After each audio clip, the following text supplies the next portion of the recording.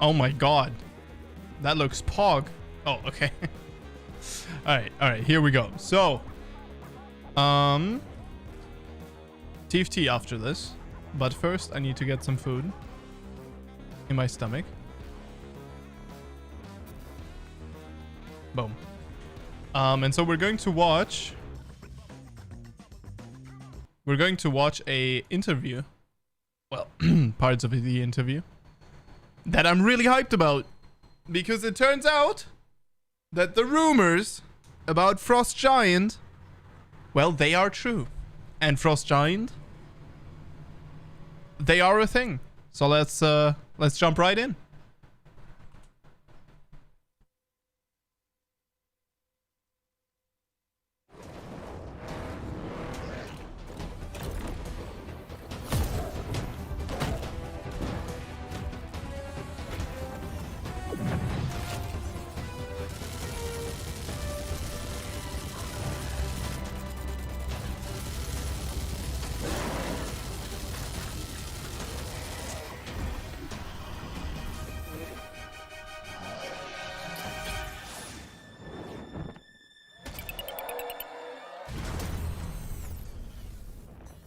Glad you could make it. We gotta move.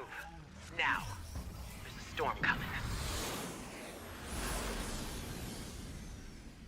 And hell's coming with it.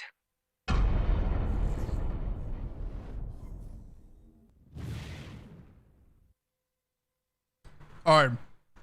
First of all,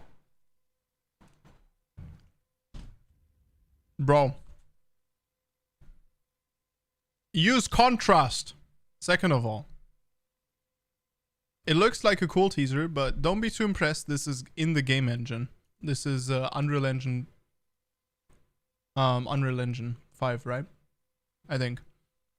And yeah. Now. There's a storm coming. I'm hyped for their actual trailer. Like for the actual trailer. Because the actual trailer, if that's going to be anything like like StarCraft 2, I'm gonna be I'm looking forward to it. But yeah. So don't be too hyped, but yeah. They could have done. So this is the streamer that we're watching, right? This guy. Hey everybody, I'm Winter, RTS Crazy enthusiast and generally salty nerd, but I'm excited to bring you a few more qualified nerds here today, announcing the newest and best hope for the entire real-time strategy genre with no pressure whatsoever. The co-founders of Frost Giant Studios. We have Tim Morton and Tim Campbell. Thank you for joining me. What is Stormgate? Basically, brand new RTS game, very much trying to stay true to the things that make RTS great, while also being more approachable to a broader audience. Should feel very familiar to players of Blizzard RTS, but at the same time new, because it's a new engine, a new universe, new factions, and some new gameplay innovations. Maybe I'll pass it over to Tim. Yeah, we're super excited to share news about Stormgate and be able to talk about it. It's a game that we're super excited about. It's a brand new universe, like Tim was saying, that's a mixture of science fiction and fantasy colliding into a future. So, as far as I know, the engine isn't actually made with top-down stuff in mind. I might be wrong. Of course you can do it, but that means that they probably have to develop like their own toolkit on top of it. But I'm not sure. Earth that's gone through an apocalypse, and players are stepping into the shoes of human resistance that are fighting against these demonic infernal invaders coming into their world. And it's a high stakes, epic scope conflict, and something that we think is going to be really exciting for players to experience. Well, Yeah. actually, Oh, if I go can ahead. jump in there, because you can tell which one of you was more focused on the epic scope story. Sorry, Tim, but Tim, could you give us a little on your background, especially in the RTS universe? And I think you know which Tim I'm talking about in reference to that. It sounds good. So at Blizzard, I was the lead campaign designer for Warcraft 3: Reign of Chaos and the Frozen Throne. Worked with a team of excellent level designers to build all of the campaigns as well as the competitive maps for those games. And so I have, before that, worked in other franchises like Command & Conquer. I worked on Red Alert 2 and the start of Generals and worked on the campaigns there. And this is something that's near and dear to my heart. I've spent years and years doing this. And since leaving Blizzard, I've been dreaming about what I would do if I were able to give back to the genre that I love. And Tim and I have talked about this for years leading up to the formation of Frost Giant. And so being able to finally now unleash all of these ideas and creativity in Stormgate is something I'm super excited about. That is Bro, I love, not only does he have, like, obviously, right, he's a boss. Like, he is who you want, you know, co-leading a game, or in this case, you know, being a game director. I love it. But you also gotta love the way he's talking. Now, I don't want to go into this for too long, but like, if you compare these guys to you know, some other CEOs out there, right? Like the Bethesda CEO, and you hear them talk about their games. It's different. really cool to hear. Still. And now on the more might change. I guess the general RTS accessibility and how do you market an RTS today? Like, what about your background, Tim M? Got it. I most recently was at Blizzard for 5.5 years on StarCraft 2. I left at the end of 2019 to team up with Tim C to start Frost Giant. I also spent a bit of time back in the mid, I guess, 2010 timeframe on Command & Conquer, working at EA, and you know, have a lot of love for all RTS games, Blizzard and otherwise. But yeah, kind of come from an engineering and production background, and just helping to steer the ship here at Frost Giant. Overall, I'm just going to hit you with a bunch of frequently asked and constantly speculated on RTS and just general gaming questions. So just whoever wants to take it, quick response, and then we're going to dive a little deeper later. But free to play. Yes, no, maybe something asterisk, whatever. Absolutely. Free Absolutely. to play, yes. Single player. You already alluded. What does single player look like? All of our game modes are intended to support social play, but we're conscious that there are some players who want to just play by themselves. So our campaign does support co-op. That's a big innovation for us, and we think that players will really get a lot from that. As the base game supporting co-op, like for example in StarCraft 2 with custom campaigns, that's you obviously can now play huge. co-op, but that would be something you're looking to build in. Yep, you got it. And then there's a separate co-op game mode you're planning on?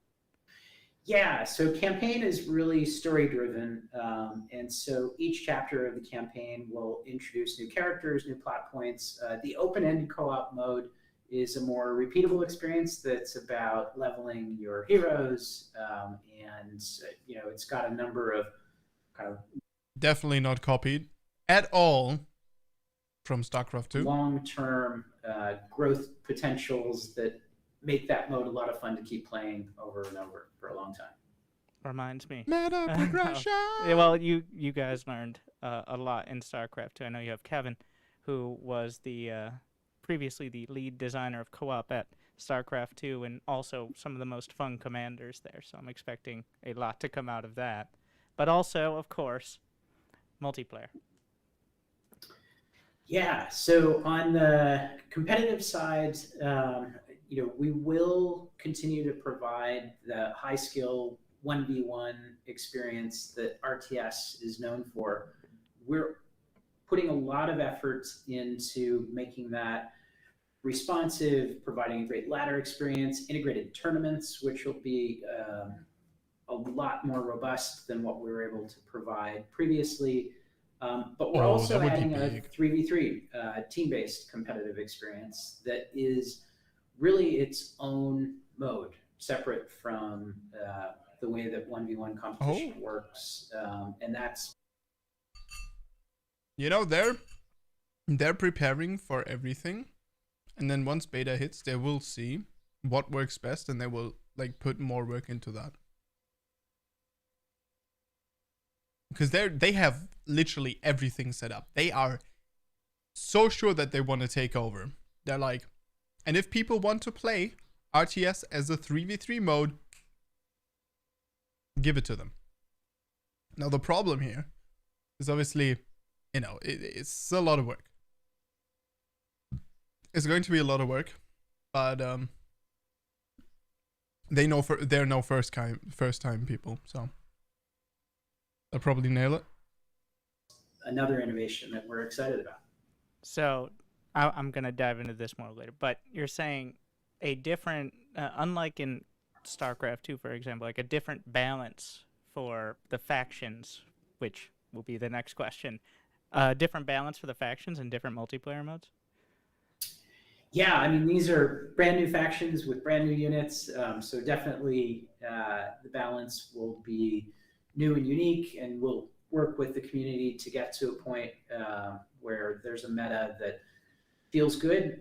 But for 3v3, this is an opportunity for us to take some of the mechanics that are emerging out of the open-ended co-op mode with heroes that have different abilities and kind of even encourage different play styles, and bring them into a direct competitive mode in 3v3. So really a bit of role differentiation becomes possible in this mode, which is one of the unique things that we're starting to explore. Yeah, with 1v1, we're able to go right at the RTS experience that we know and love from competitive, and really try to optimize and refine that, and lean into something that we know has a really special place within the genre. 3v3 is an opportunity for us to try some new things and push that in a new direction, where we're not just doing the traditional 2v2, 3v3, 4v4 model where it's just additional player start spots next to each other in a larger competitive map and go, and then the community just figures out some meta around that, but otherwise the roles are the same. We're leaning into trying to make that its own mode beyond just increasing the player count. So different. So here's the problem with that, right? In the beginning, that's great. But balancing all of that? Goddamn. Things to do on the maps, different objectives potentially on the map. We're really experimenting with a lot of things in that mode in order to help make it be something that is fun for people to play together and to strategize about before going into matches, and have that extra social layer to it. Well, that I'm very excited to see what that looks like. I think that's going to get a lot of people excited, and that I mean tangentially leads into the big question: is how many factions, and any details around that. We are having 2+ factions. We have 2 that are part of our announce, the humans, which we're not revealing their name yet formally. They're just the humans. But then we have the infernal hosts, which are the Terrans, exactly, which are the demonic invaders. And we are working on more, and we'll have more by launch. But we're gonna talk more about those later on. Okay, so a lot of TBD there, but at least 2 to start. More than 2. More at 2 and then some. Yes. Good. And now map editor. A lot of user-generated content. I mean, there are entire genres. Here's the difficult part. I think they should actually just do 3. Prepare the rest for later expansions. Immo. Genres of games. Wait like 2 years, then introduce new. Or wait like a year or something. Till the meta is kind of figured out, right? That came out of Warcraft 3 and to an extent StarCraft 2. So map editor and mods and stuff like that. Absolutely. And sorry for stepping on you right there. This is something which is really near and dear to my heart because I have spent literally many, many years working on RTS content in a variety of tool sets, some which were never released to the public and some which obviously were with Warcraft and StarCraft. And I have, every step of the way, when we have released an editor to the community, I have been blown away by what the community has done with it. The quality, the variety, just That felt the innovative ideas that on the dev team, us as designers, never that felt weird. That felt weird. I've been blown away. Okay, dude. even would have come up with in a million years. Calm down. It just brings extra creativity and new perspectives to gameplay. And so I loved being a part of that with War 3 and directly saw a whole community grow up around there. At Frost Giant with... Oh, this is very interesting.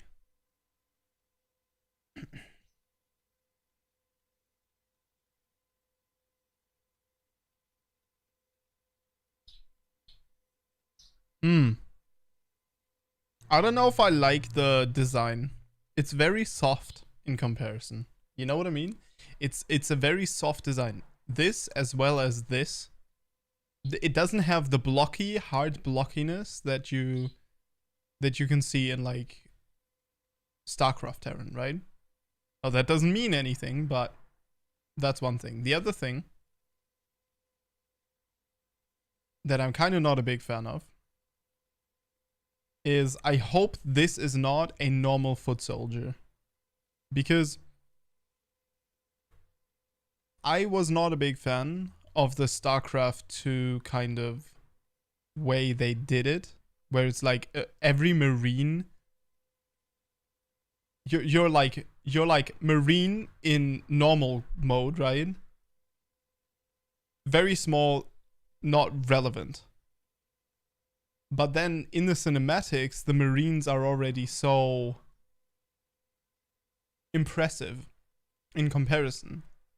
And then you zoom out to the Viking type, Viking type vehicles, and it's like it doesn't feel like that much of a step up, weirdly enough. I don't know. Because you already have so much armor around the Marine, you know what I mean? So I would be a big fan of this being like a tier 2 unit, maybe. Tier 1 is like just normal Marines, very slim suits, just not very protected as well. Something like that. And directly saw a whole community grow up around there. At Frost Giant with Stormgate, we are absolutely trying to go down that same path. We will be releasing the same tools that our designers and our dev team are using to make the campaigns and the game units. We're releasing those to the public as well. And I can't wait to see what they do with that. That's good. We're looking at ways That's good for their future as well. Improve how content is made, improve how content is shared. For example, our level editor is integrated directly into the game client as opposed to being a separate standalone application, so that you can toggle with a single press of a button between gameplay and editing a level. And so it's very, very easy to be able to be painting down terrain or putting map objectives and then immediately be playing it without even a load screen, and then hopping right back to continue editing and tweaking it. So it makes that's huge for some people. Faster and a lot more iterative. Well, It's huge for the map is community. a lot, and I think a lot of people, I know some of the most passionate community in StarCraft 2 is the map making community, and while often feeling neglected, they do still put in so much work. And of course Warcraft 3, and I'm actually gonna circle back to esports, because at first you talked about so much. I want to talk about the game engine. I want to ask, and I'm probably gonna ask the question again, how do you beat StarCraft 2? StarCraft 2, the most smooth, like snappy, responsive RTS, probably at this point over a decade ahead of the its most time. smooth, snappy have a chance RTS, against that? which still has Yeah, no StarCraft 2 multi-core was optimization. a wonderful engine, and James Anhalt, who is our chief architect, played a big role in creating that StarCraft 2 engine. I think StarCraft 2... Done. We all know. We all know what's going on, okay? We all know it's going to be better. Done. Engine does show its age when it comes to the graphics front. I think in many cases it is CPU bound rather than GPU bound. It's fairly monolithic from an engine architecture perspective. There's not a lot of threading that engine takes advantage of. Moving to Unreal Engine 5 really gives us the latest and greatest toolkit when it comes to the graphics side of things. But Unreal Engine 5 is very much designed for a different kind of game. And Such so an amazing we've engine. had to build our own. So here's a problem with Unreal Engine, though. Games like League and StarCraft, League more than StarCraft, games like that are not 3D games, they have one really big thing going for them. And that is the fact that they're performance machines. Like, you can play on a what is it called, Samsung Dex, right? You can play, like, on your phone, you can play League with like 120 FPS, right?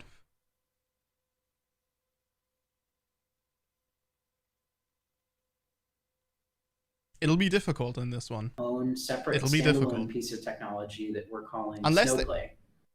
Oh, what? To build our own separate for a different kind of game. And so we've had to build our own separate standalone piece of technology that we're calling Snowplay. And Snowplay is a deterministic simulation engine that James has spearheaded that is kind of the next generation of techniques that James employed when he was working on. Okay, notice one thing. Already, the expertise is visible. There's no foliage in the fighting area. Big. That way, two things happen. Number one, decreasing the graphics settings doesn't give you an innate advantage. Number two, visibility is guaranteed, which is omega important. Which is also a thing that, you know, has me concerned with the round shape of the Marines. Because usually what you can do is you can have a blocky, like, blocky, like, kind of look to humans, right? Then you have a more smooth look to you know, maybe these demons, right? And then you can add another thing that has maybe an even more smooth look. But, like, looking at it like this, it's dark. This guy and this guy, they don't look so different anymore. You know what I mean?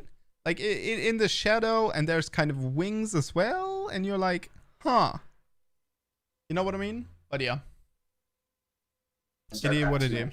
And so, really, there are many examples from the pathfinding, even just the game logic simulation, where the benefit of experience from having done this before has enabled Snowplay to be more efficient and just easier to work with for us as game developers. So we're really excited about the technology base that we've been building. And to be fair, this is a big part of what we've spent our time on since originally announcing the studio.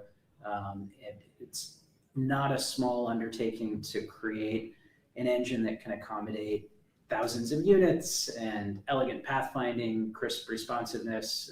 You know, these are things that really took substantial development effort on this end. I love every part of what I just heard, and I want to talk about it for 3 hours. But I'm moving on. Esports. StarCraft 2 is probably, to be a little, I guess, self-serving, StarCraft 2 is probably the beginning of the newest and most mainstream generation of esports, like with the advent of streaming. I call it a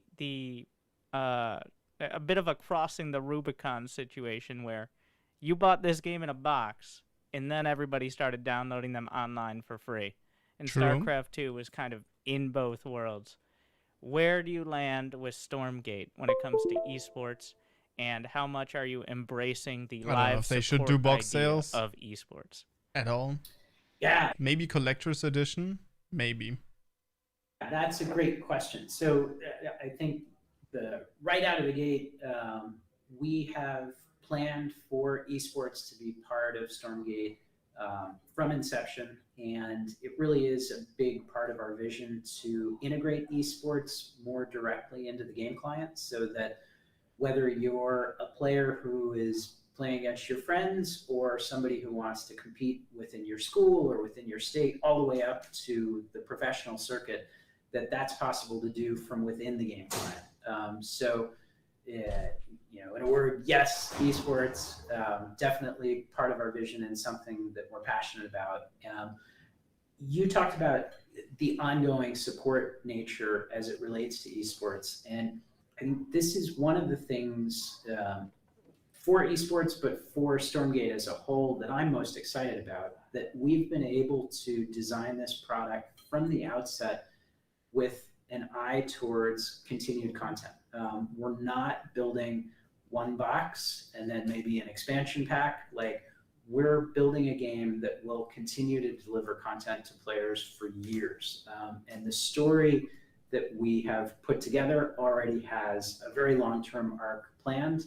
But that means content for not just campaign players, but also co-op players, also competitive players. All of these are woven together into the vision that we see carrying Stormgate for many. So this is my problem, right? I see this, and maybe they're geniuses, but I see this as a high amount of work. And generally, if you look at the past couple of years at games that have been trying to do everything usually failed. Now, keep in mind, these guys are professionals. However, the guys at Blizzard were professionals too. Right? So, these guys are good. But also, I wouldn't say that the co-op system in StarCraft was good. I mean, I would say it was okay, but I wouldn't say it was very well done. Like, the commanders were good, but the mutations were good. But I think besides that, I think there was a lot to improve, right? Especially with content drops. I think another problem, personally, is I don't know. It seems to me like it's a lot. They're promising everything that you could want from an RTS game. And they're doing it right now, which is great, but make no mistake, we are going to wait 2 years minimum.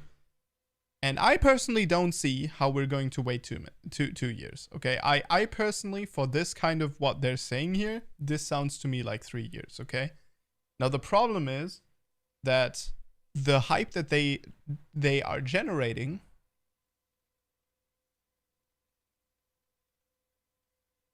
is going to be a problem, you know? Because there is a reason why a lot of game companies release their game shortly after even announcing it, right? So I don't know. We'll see. I mean, I'm sure they have their own idea, and I'm sure, you know, they're far better at anything game design than I have ever been and will ever be. So Many years to come. And I love the crossing the Rubicon analogy that you made there. StarCraft, like you were saying, was designed originally. StarCraft 2 was designed originally as a box product, pivoted into free to play, shifted into the model that it eventually went into, but without necessarily the foresight going into it that could have changed how certain decisions were made. That I think Blizzard did a great job of navigating that transition. That's an awfully difficult one to go through and still be successful at on the flip side of going through that.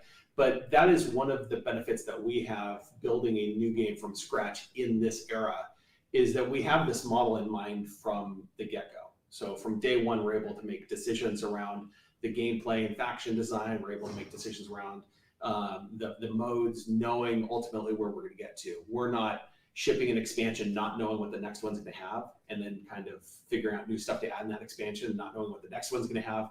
We're able to actually methodically have a long-term plan that we're going to be able to dovetail feature rollout and content rollout towards, so that it stays as cohesive and tightly woven as possible. Where did StarCraft 2 go wrong? And by go wrong, I mean, where did it fail to live up to what you think it could, and overall you think you can do better with Stormgate? One of the biggest things that evolved for me over the course of my time on StarCraft was just having back and forth dialogue with the community. And you were part of many of those community summits as well. So I think you experienced this evolution on StarCraft 2 along with me. But when I came into Blizzard, I think we were still operating in a mode where the dev team worked very much behind closed doors and put content out that the community hadn't had a chance to really provide feedback on. And so the feedback happened late or very, very close to launch. And over time, we got better at that with Star 2. But, I think with Stormgate, Barely. now we've got an opportunity to involve the community before we even release the game, really before our own decision. I think this is a huge move, and I think this is also a very smart move. If they are able to gauge the feedback, if they're able to like also work with the information, I think it's a great idea. Decisions are all made. Very unique as And well. That means that these Reddit conversations that we've had, conversations like this, and other video chats that we have with prominent figures in the RTS community, genuinely help inform the decisions that we're making, and that's really powerful. It's kind of a new way to go about game development. It's one of the reasons that we're announcing now instead of right before the game launches, because we want the benefit of this time to have an exchange of ideas with the RTS community. Yeah, and I think another area, and it's not where StarCraft went wrong specifically, but I think it's been a struggle of the RTS genre in particular, is the RTS genre has a perception as being the hardcore genre, right? It is something which has a high barrier to entry. It's maybe intimidating to new players coming in here. People may try it for a little bit and then bounce out. In fact, I know a lot of people who enjoy watching StarCraft 2, but don't consider it a game that they could play themselves. And I think that speaks to a really high skill ceiling in StarCraft 2, which is fantastic and within the genre, and it's something. StarCraft already is the game, StarCraft 2, that lowered its skill ceiling and its skill floor considerably. We absolutely want to Just saying. be a part of Stormgate as well. But I think this is something true of the whole genre. I think the genre can be made to be welcoming to new players, can be made to help them enter the game experience, help them advance, going from a total non-player to a basic player, going from basic player to good, and on the way from good to great. And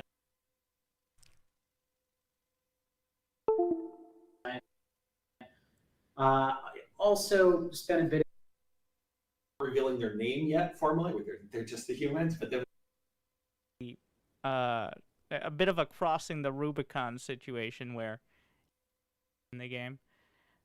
we're leaning into ideas like, can we provide automation that maybe is less efficient than doing things, help them advance, going from a total non-player to a basic player, going from basic player to good, and on the way from good to great. And I think we're looking at ways that we can step in as developers and provide tools and a better experience so that more people can have a smooth entrance and experience into Stormgate, which I think will be healthier for the overall player base and the overall ecosystem around the game and around esports. Do you have any examples of specific ideas you're thinking of for new players? You know what? getting This involved hurts in the me. game? This makes me so kind. It's weird. Like this makes me kind of sad. Cause I dropped game design.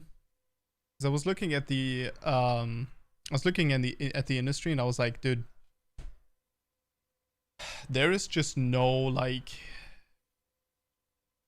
There is nothing. There's no big company anymore that I would want to put my name behind, and I don't want to do my own game thing, right? Because if I do my own game thing, it would be streaming.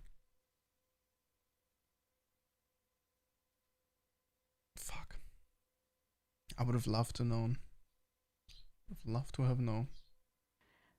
We're I would leaning love to work on into, these guys, ideas on their guys, like, these guys' team. Can we provide automation that maybe is less efficient than doing things manually, so that new players coming in can have an easier time learning the ropes and kind of getting into things, but there is still that room to improve with how you're targeting abilities or triggering abilities or microing your units. You still have that mastery and skill expression there as well. Similarly, we're looking at the onboarding experience, and this is something that I worked on before with Warcraft 3. I did the prologue campaign for Warcraft 3, which at the time I was super stoked about. I'm really proud of it. I actually still am today. But at the time, I felt like that was the best tutorial I'd ever made. I'd worked on some tutorials for other games as well, too. And I did that at the end of development. And right at the end of development, we finally brought in our first tester right before we shipped. And the first thing they did was bump a mouse. It scrolled the screen off into the black mask. And they stood there waiting for the game to start, and then started clicking and didn't understand why the game was broken. And so I realized at that moment that my experience as a developer is fundamentally different than the experience that Let me paraphrase. I realized in that moment that these motherfuckers that play video games ... brand new user coming in would experience playing RTS for the first time. Exactly. And so we've tried to start working on our onboarding experience early in the development cycle so that we can get feedback and we can go through iteration and improve it with real people. And we're trying to make sure that it is a better experience that paces you into the game experience better. And so those are just a couple examples, but this is a constant ongoing topic for the dev team. I'm just going to jump in with one other kind of big area that I think impacts this approachability factor. But by nature of being social, I think players these days often come into games because their friend says, hey, come check out this game with me.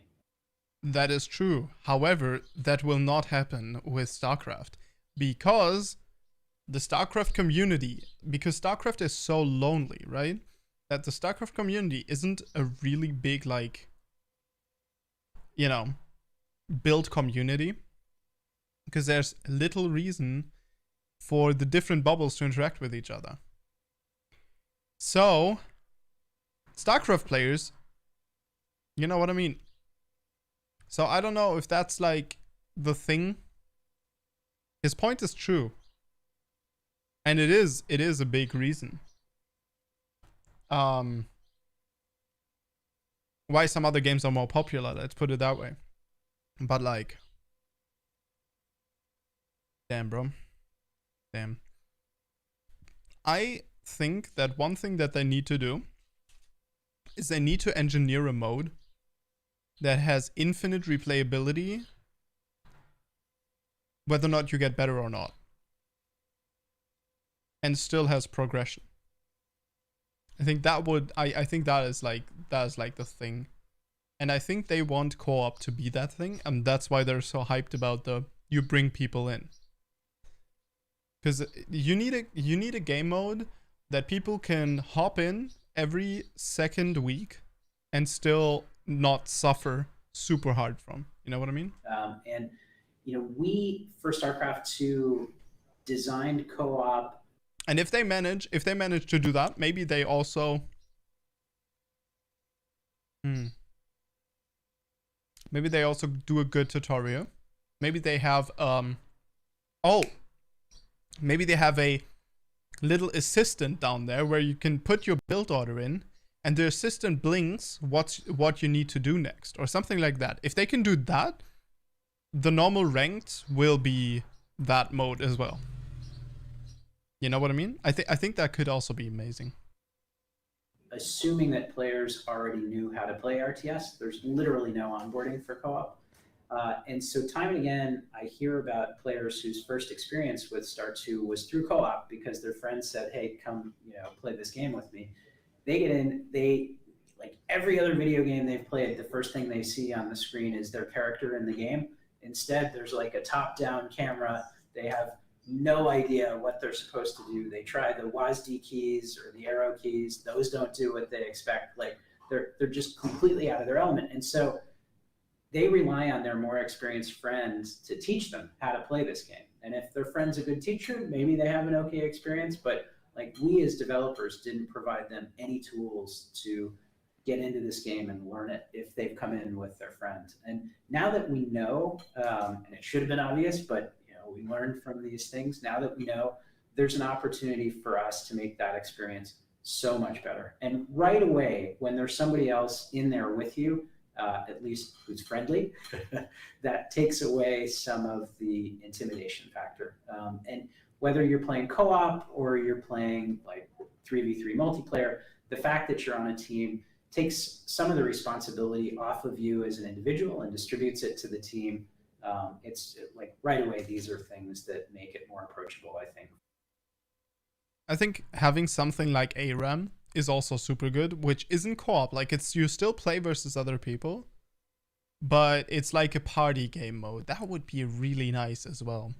Because I've been thinking about this, and having like a party game mode in StarCraft 2 would be amazing, right? Like you have all these different party game modes that are like, self-made by players.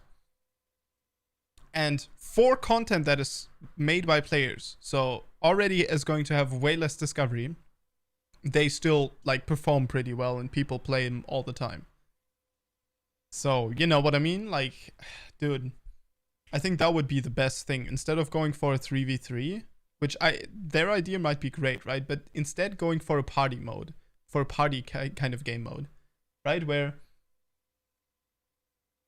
the mutators from co-op get applied to both teams, or just crazy stuff like that, where there's like an area that you have to hold, right? Or you try to adapt like a search and destroy kind of thing for for RTS or something like that. That would be absolutely great.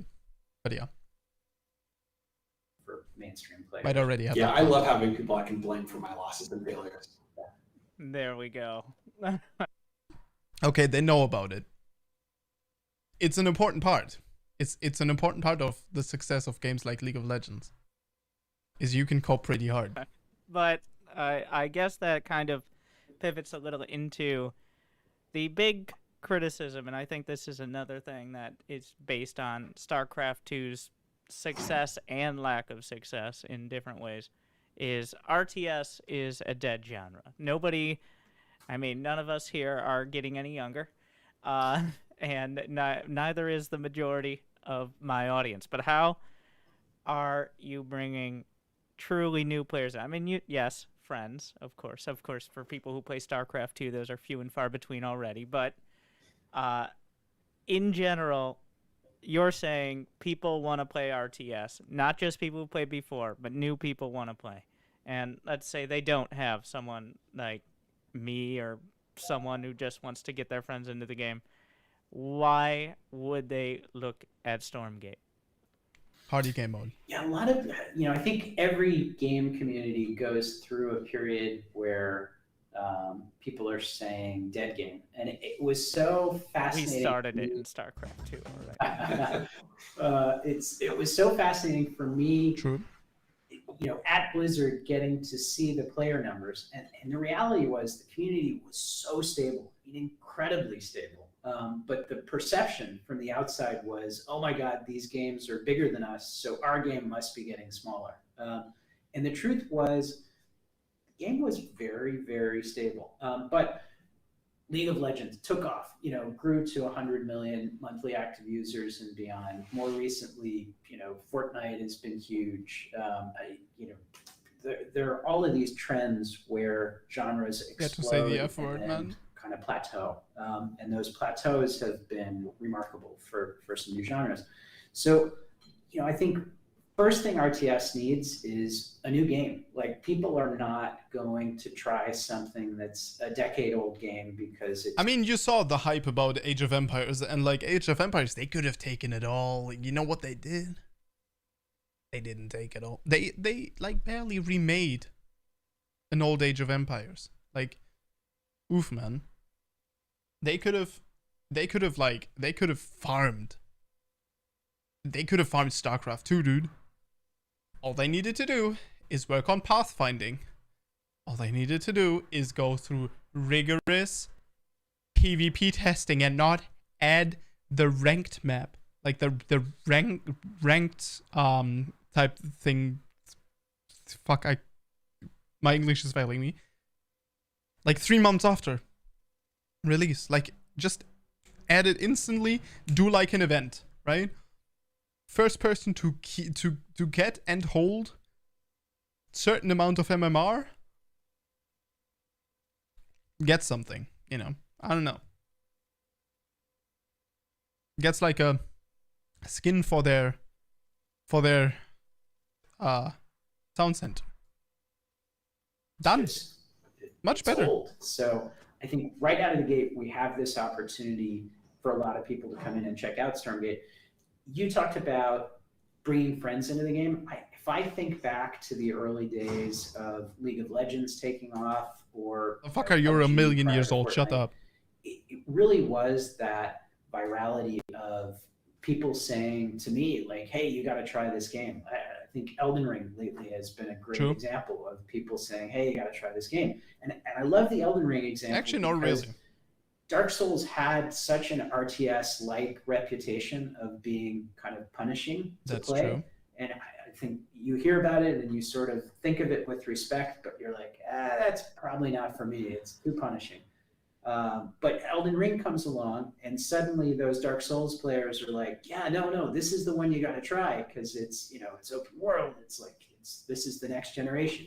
You're going to love this. And clearly that virality that surrounded Elden Ring has caused that community to just explode in the best of ways, become a massive self-sustaining community. And so our hope is that by being thoughtful in all the ways that Tim talked about, in trying to provide a better onboarding experience for players who are getting their first exposure to RTS with Stormgate, that we can have that Elden Ring moment for RTS, that we can help bring players into the genre who try it. Bro, I already love them, dude.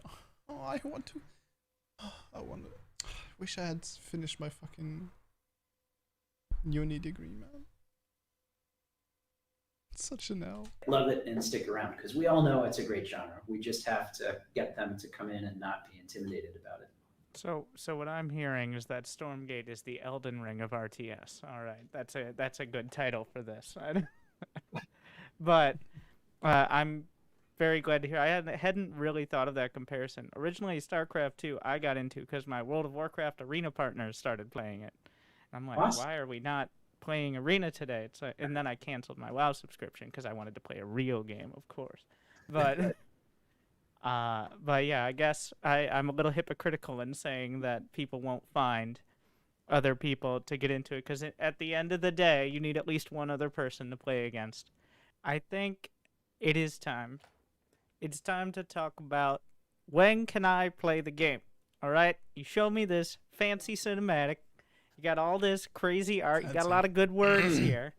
But when do I get to play Stormgate? Do you have a roadmap? What does it look like? And most importantly, what do I need to do to play Stormgate? I love this question. So I'm going to answer it backwards. The thing you need to do to be ready as soon as the game is ready to play Stormgate is to sign up for the beta at playstormgate.com. And that will get you onto the list. We're going to start small and increase the number of players in the beta. Starting somewhere mid next year is where the beta kicks off. And you see what I'm talking about? As I mentioned, we really wanted to bring the community along with us through the development cycle so that we're getting the benefit of feedback even when we're in the design phase. And right now, we've done a whole bunch of technology implementation, all of that snowplay work that we talked about. It's still so far now off. We're in what's called a vertical slice phase, where we're defining the visual look of the world. We're working out the core mechanics in the engine. We're getting into experimenting with different units so that we can make some decisions about what the composition of each of the factions is going to look like. And so we're expecting that work to carry us until about middle of next year, where we're ready to start letting people in the closed beta. And the reason we stage the beta from small to large is, first off, just to make sure that everything is actually working and that we're giving people a good baseline experience. They're not going to get a crash a minute or those kinds of challenges. We want to get an increasing amount of balance feedback so that we're able to incorporate that feedback and also give a good gameplay experience. And then there's a bunch of back-end services just in terms of our game servers, the matchmaking, all of the components that make up the live service that we want to apply stress to gradually so that we can understand where the things we need to work on are. So that's the game plan. If this is something that you or your audience is interested in and would like to support, we really are encouraging people as much as possible to go to Steam and add Stormgate to your wish list. This is something which actually doesn't seem like it might be that big of a deal, but alongside registering for the beta, this is a very important step for supporting us. Yep. It matters a lot in a variety of different ways, and it doesn't cost anything. So that's an active way that you can support us in the meantime. But as we get to beta, we will be going through scaling the number of players who are coming in, being able to play it, going through phases as we lead out to launch. And really, that beta phase is something which can extend or compress based off of the feedback we're getting and how ready we feel it is for a full launch. And so the start of the beta is really what we're focusing everyone around and encouraging people to sign up for it. And then we are going to invest in really listening to feedback during that time and iterating on the game to make it as polished as possible before launch. I do want to point out just so wishlist on Steam. So you will be available on Steam. That's amazing. That's a big question for a lot of people. And will there be other platforms? Epic, independently, or PlayStation, is it limited to Steam? fucking Nintendo Switch, bro. We're not planning to limit to just one platform, but we're for now definitely confirming Steam, and which other platforms we wind up on, we'll figure out as we go. And you did mention getting feedback and up until the beta. Does this mean you'll be continually releasing more information or at least things to give feedback on? Absolutely, yeah. There's a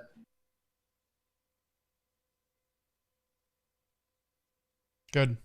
pretty recent topic. They need to keep that this hype week on simmering. our subreddit.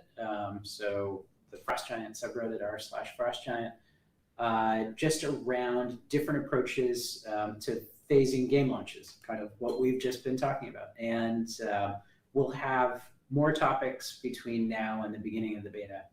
There are always things that we're talking about internally where we feel like it would be helpful to get insight on how the community thinks about it. Yeah, this is so important to us. One of the big reasons that's factoring into when we're announcing, the fact that we're announcing Stormgate now as opposed to in a year or 18 months from now, is specifically so that we can start talking with the community around this game, its feature set, its content, the game universe that we're building, and to get that dialogue and that feedback going.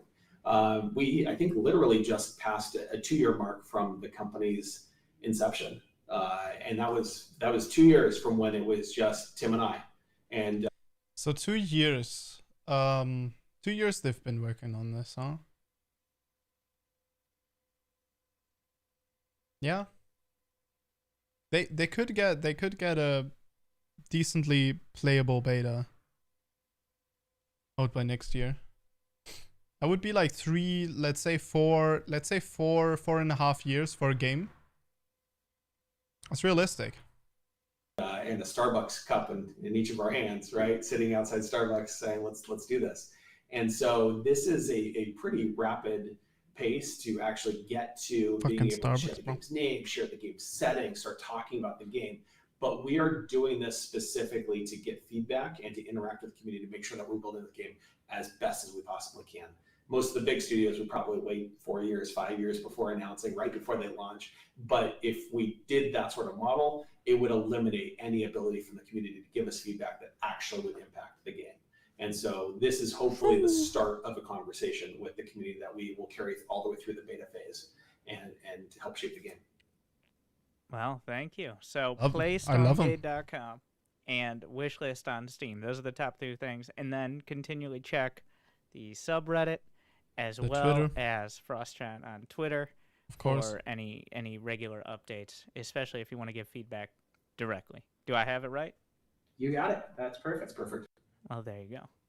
So, it's a free-to-play game, Perfect, just like but winter.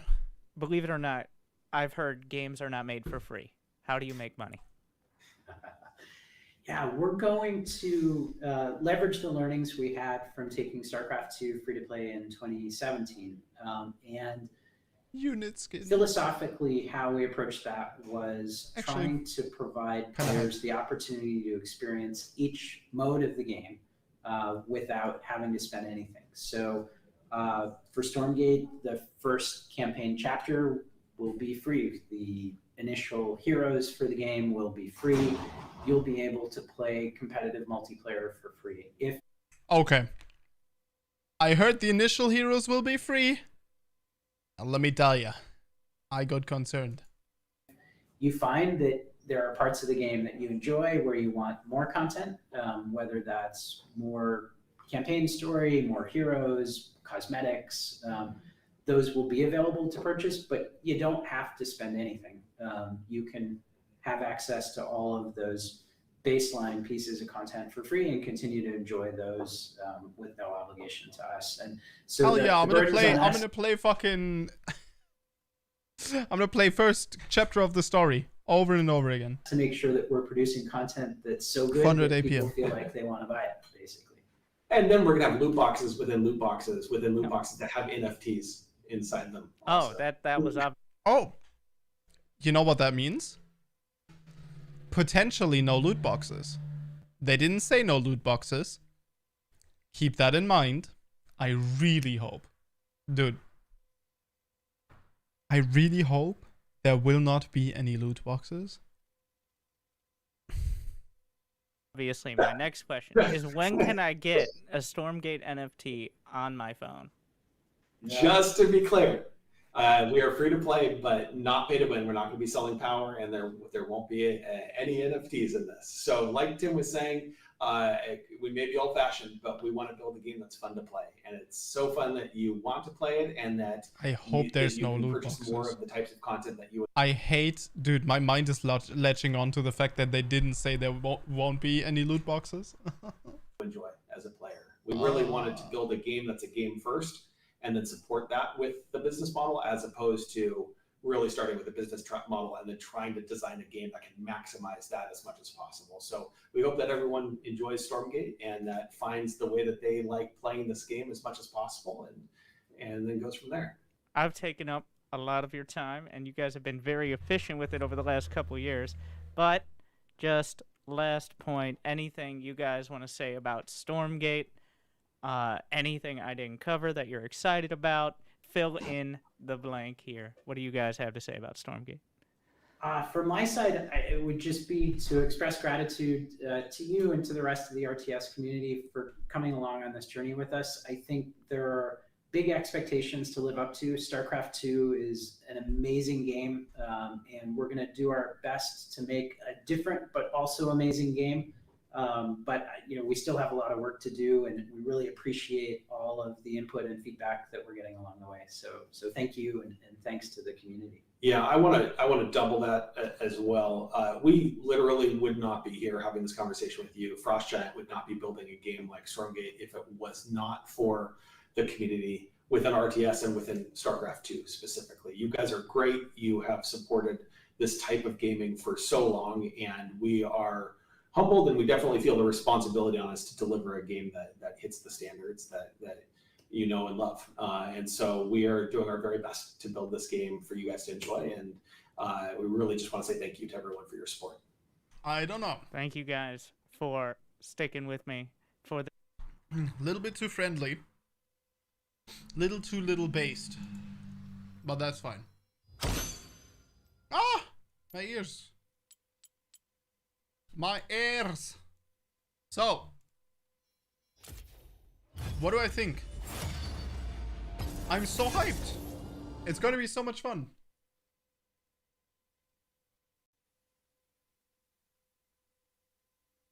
It's going to be so much fun. I don't know. It's going to be so much fun. My God. I can't wait. You know what this makes me want to do? This makes me want to play StarCraft 2 again. Yes, sir. Maybe I'll do it.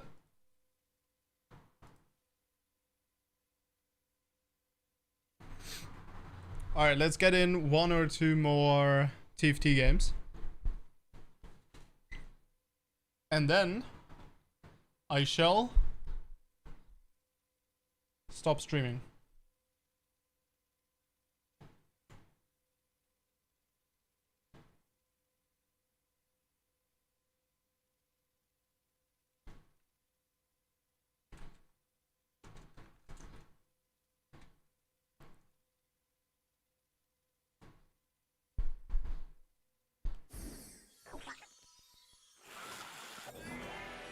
I got poggles.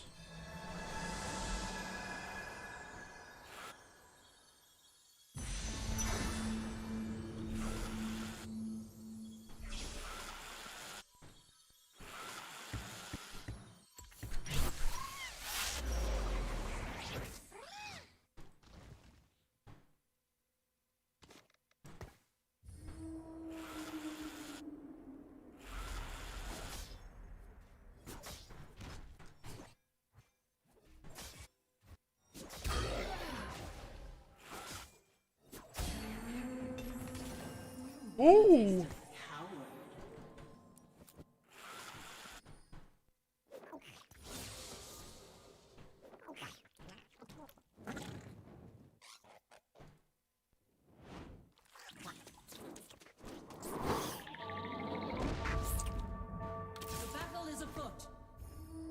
Bruh.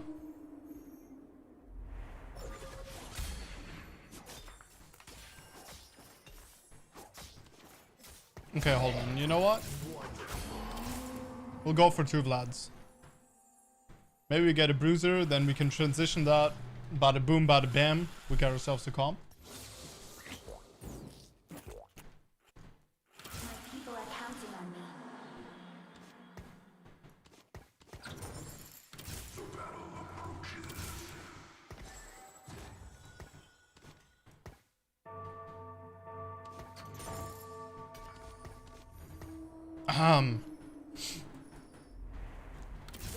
Make no mistake. This is definitely a scale scoring angle. Or bruiser. I think bruiser transition would be best, right? Like siphon.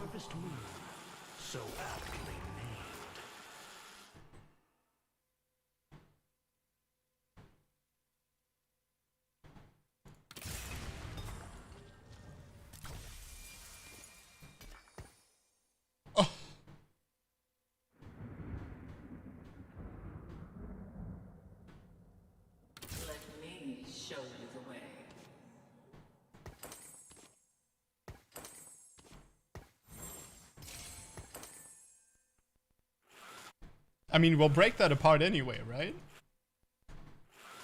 Lord, that's amazing.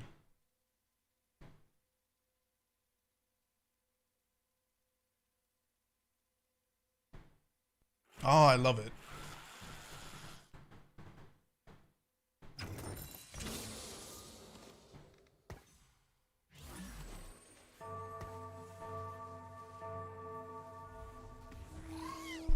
We don't have a mage. Ha ha. Nice hook, brother. Oh god. I'm scared of that Yone. Oh god. Oh lord. Oh no. Nah, there's no way we win this.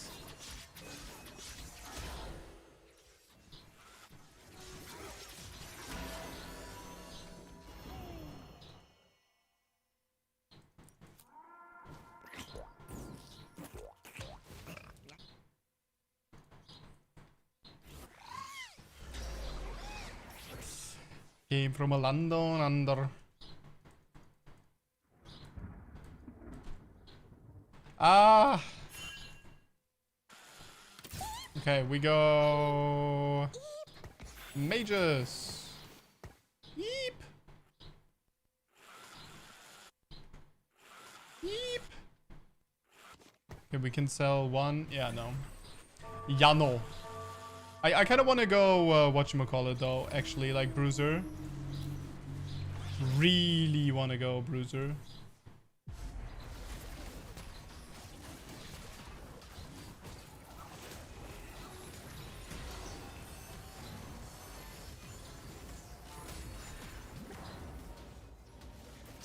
Okay. Oh my god, what is this? Everyone got Rage Blades. Stop it. Stop it!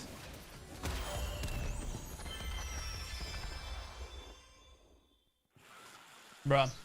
Okay, now we actually need to go Bruiser or something, because we can't go Diana reroll anymore. I mean, we can, but like... my lord. I think I'm gonna sell.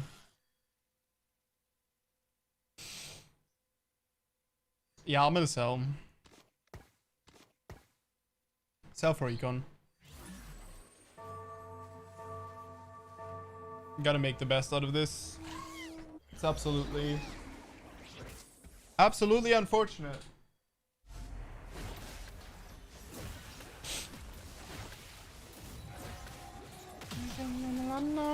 Dude, we're going to lose this again. We're going to lose her again. Fucking unreal. Fucking unreal. How's everyone running like better comms than I? Also, what?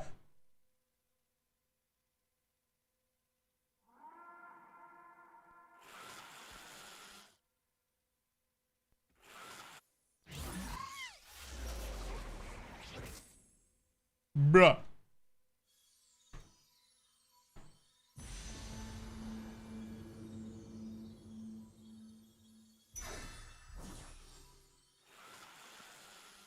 That econ though. Did you see that econ?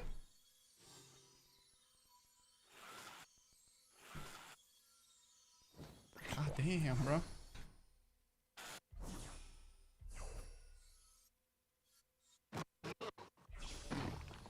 Sorry.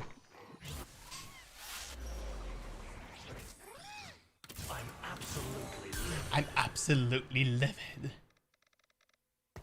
Boom. Mage.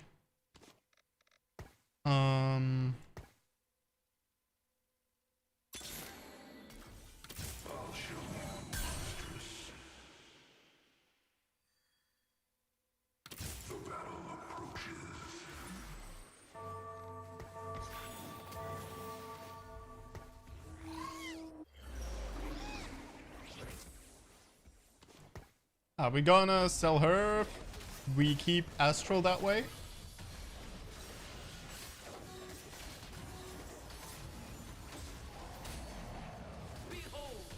Behold! Nagagheburos. Aye. We magin? Yeah. Oh! Hush! Hush! Hush! Hush! Hush! Oh. Okay, nice. You picked the wrong side. Of course he would say that. I mean, eep. Alright. I come from a land down under. So we could go for this. And then this would make a amazing carry.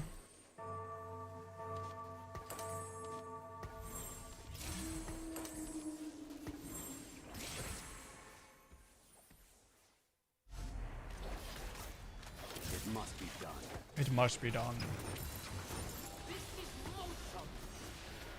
If we win... If we win, I sell. The Skarn. I sell the Skarn. I sell the Skarn. I'm lucky that I'm fighting this guy though. Actually lucky. Because versus a level 5 guy, I wouldn't have won. Oh, interesting. There's no level 5 players. I come. Behold immortality. Wait, I'm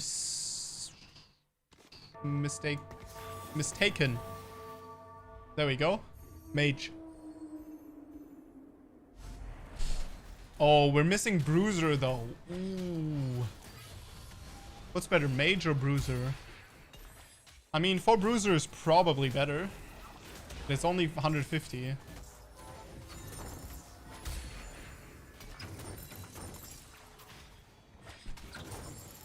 Nah, bro.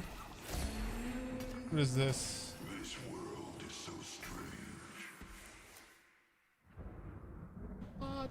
Why? No, why? 4 Bruiser, no Mage.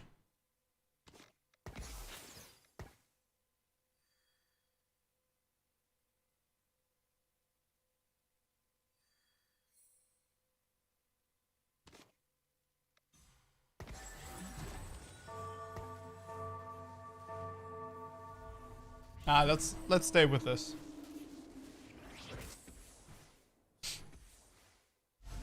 Because my carry is a Bruiser, right? So, hi, carry. Oh god. Wait, that's actually kind of a mistake, though. Yeah, that's a mistake. Because now he cannot put another item onto this. I mean, not like he necessarily needs to, but if he wanted, he couldn't.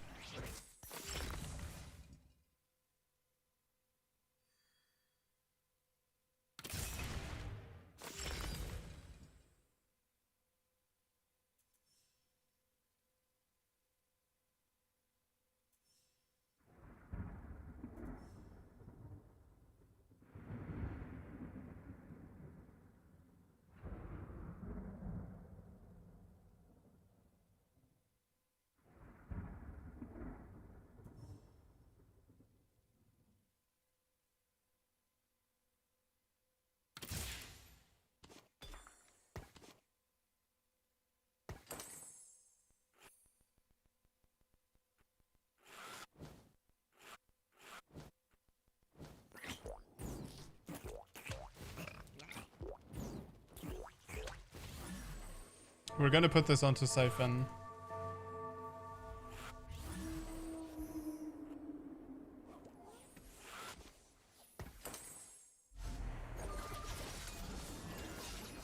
Oh no, he got my Vladimir.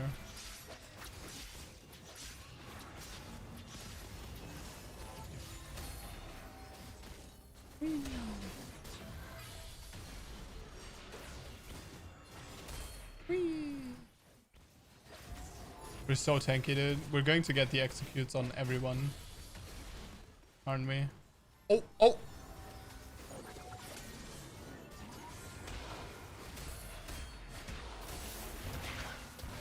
You picked the wrong side. You picked the wrong house, fool!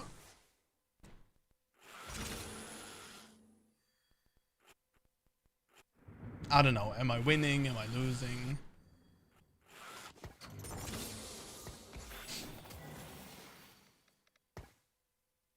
Wait, she isn't Cavalier?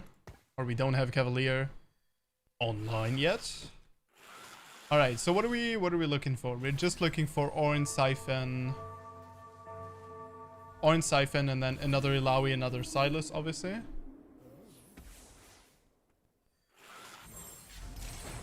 These items would be better for this comp, but I've already lost a good amount of HP. Let's see.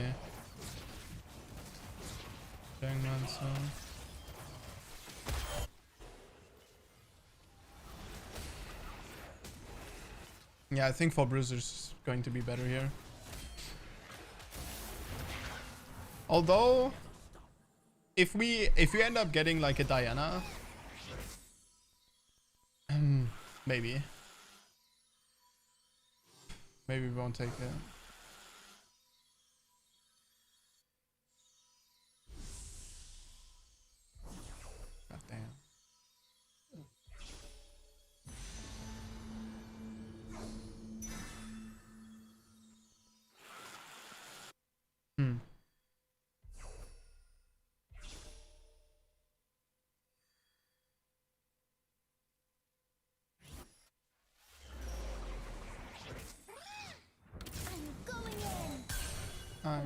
winning.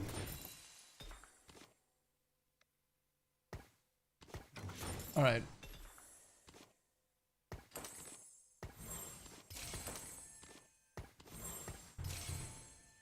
So we're going to sell her anyway, right?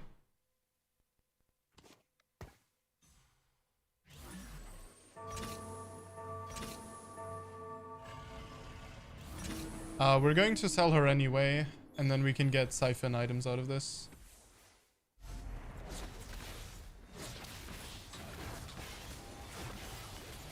We actually have perfect items, potentially. Ooh, this is a scary comp, though. Ooh, I don't think we win this. Oh, BT? Ah.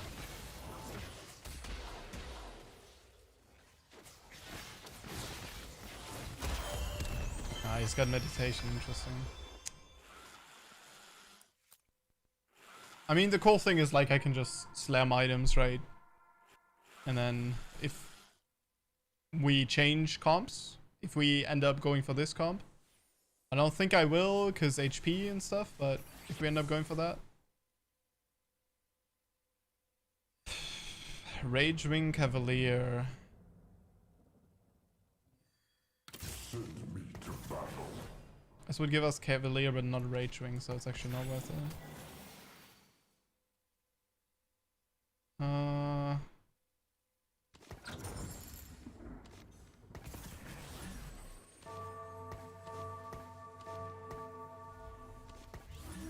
I'll go for it though.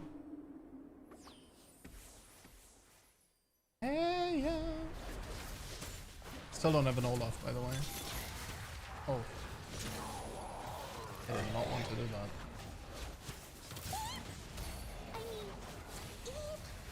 I mean, Eep. Oh yeah, we lost Mage. Maybe we would have won that with Mage, huh? Oh, we're winning. Never mind, we won.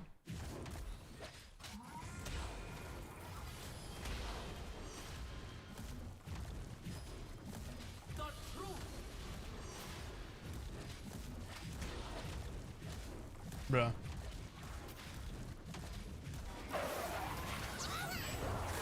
Oh my god, the X. Oh no, we traded. No.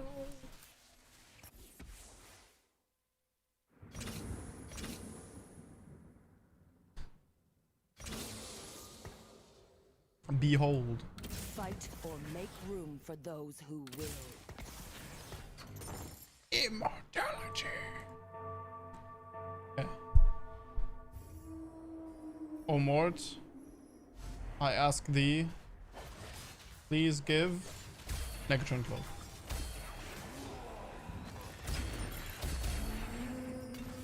Ow! Wait, I hit you. Oof. Siphon. Siphon. Wait. Hold up. Who's the last bruiser we're missing? Alright, fucking Olaf.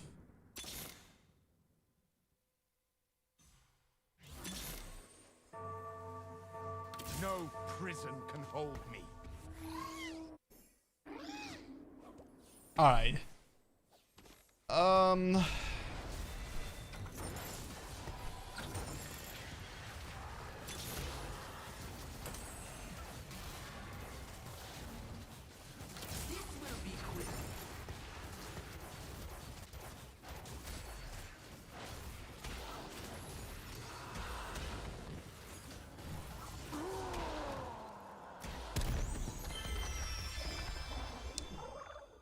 We could have avoided that loss. Oh my god, dude, if we hit another siphon, ooh.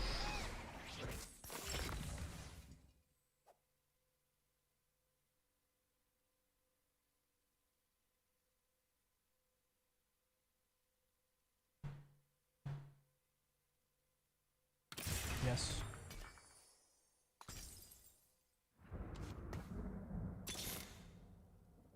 I cannot turn back.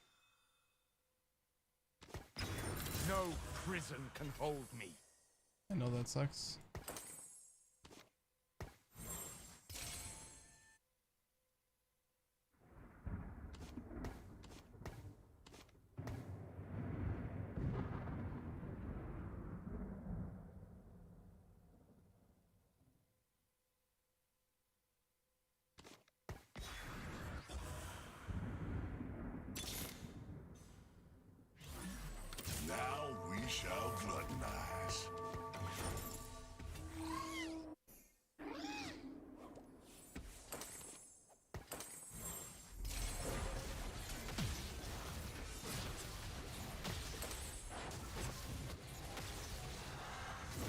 Shoosh.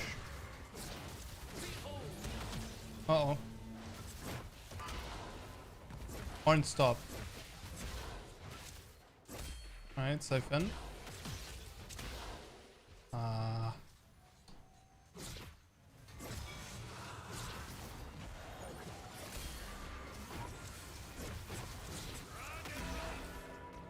That's not good. That is not good at all.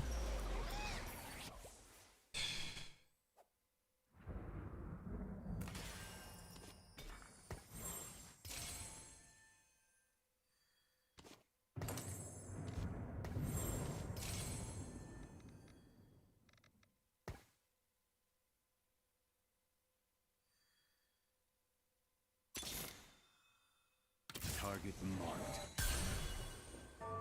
I always find a weak spot. Oh no.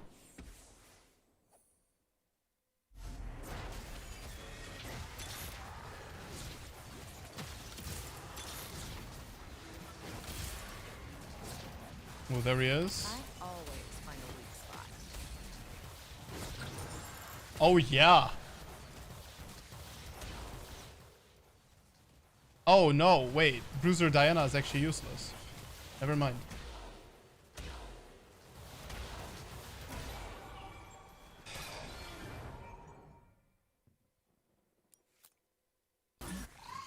Who could we put in? Tempest.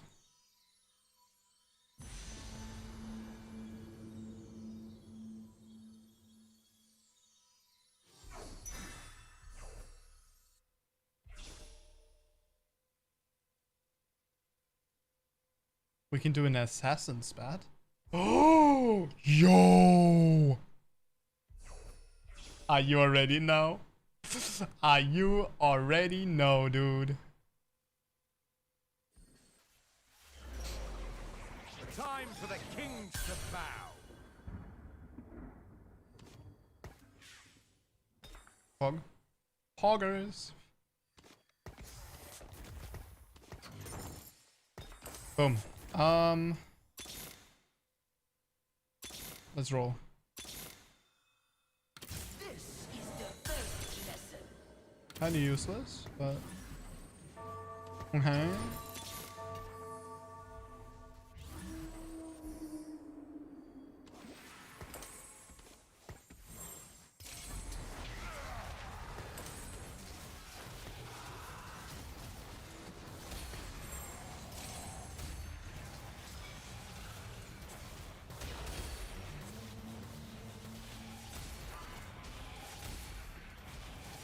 High carry or what? Hike, carry, or what? You picked the wrong side. Fool. Heal. Line them up. I will bend them.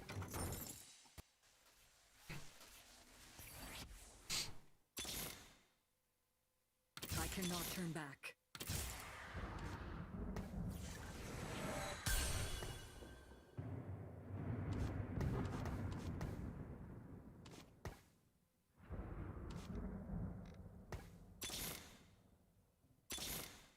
Death by steel.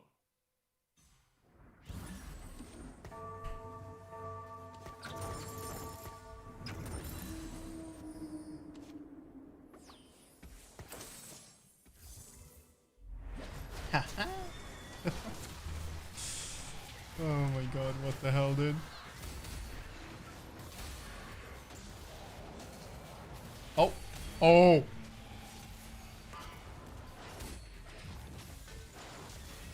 Yes, sir. Oh. Oh no.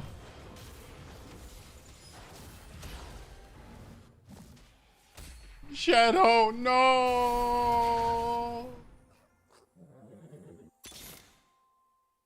No prison can hold me. God, I hate Silas so much.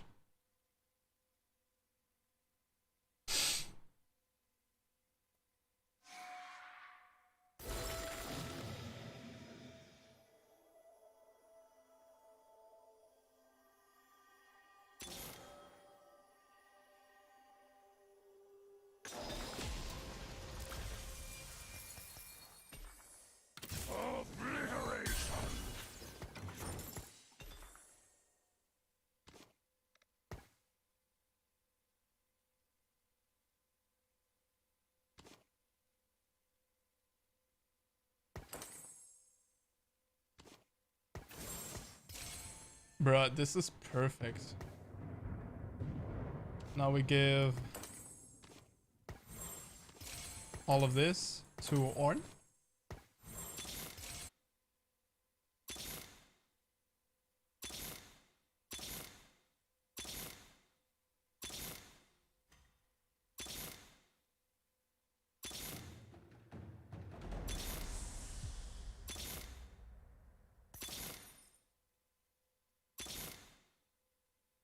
Then all we gotta do It must be done. No prison can hold me. is actually hit something.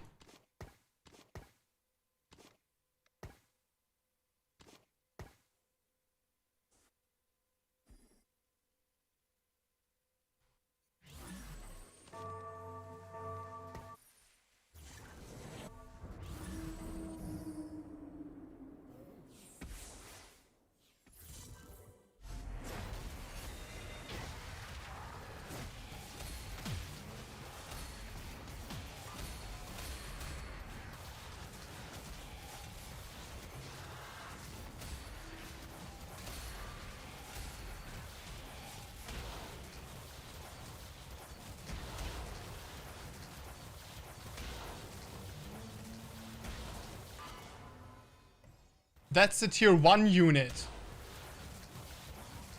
That is a fucking tier 1 unit. I don't understand. That's a tier 1 unit.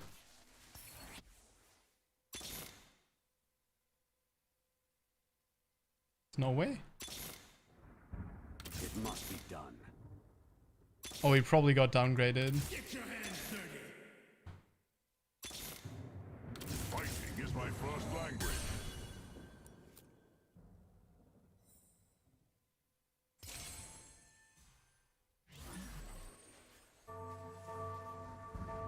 That's a tier 1 unit? How? How?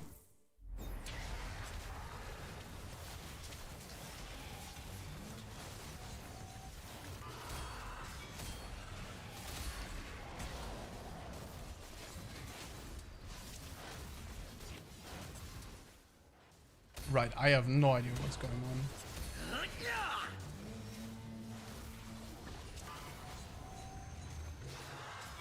Why is this so close?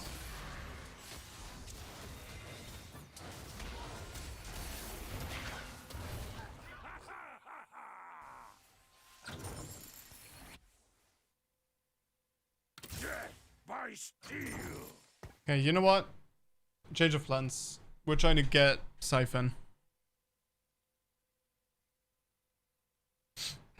It's probably a better play. Probably a better play.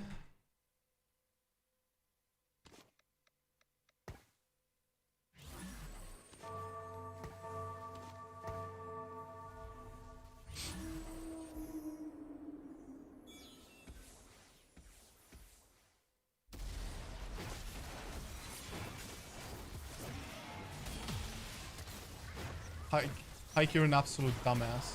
I'll have you know.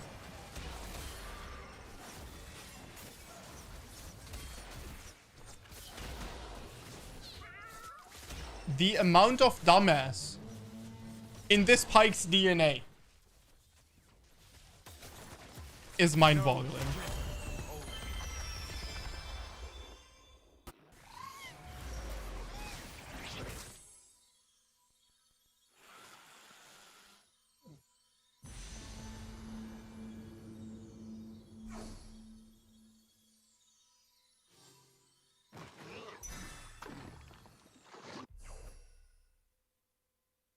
You know, I should have probably used Deathblade. Would have been better.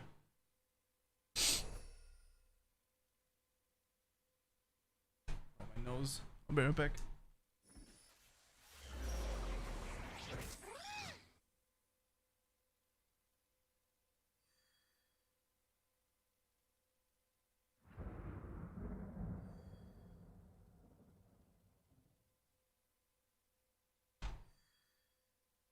Why? I don't want you. No prison can hold me. Okay, fine. I'll take the pike. The Silas, dude.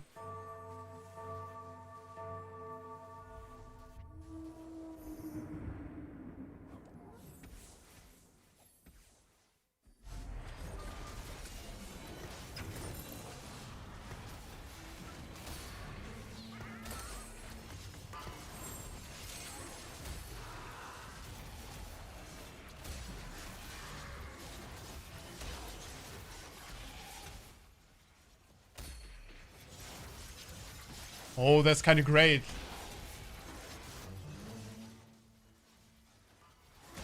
Okay, Siphon just needs to charge once and we're fine. Okay, nice.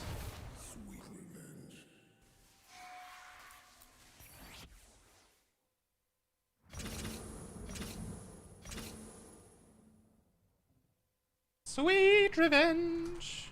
I'm being a little bit greedy actually by going for Pike and so on, but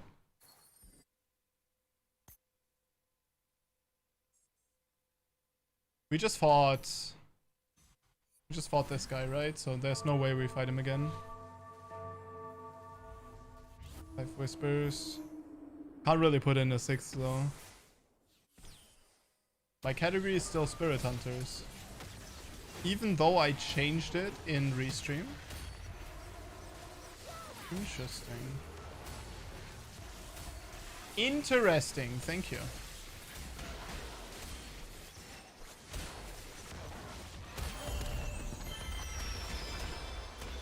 Wait, I lost? Fuck!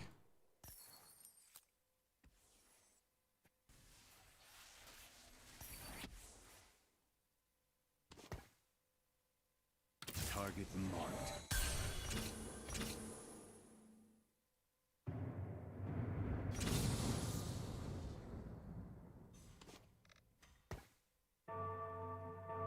What must be done? Now we can put in another Whispers champion.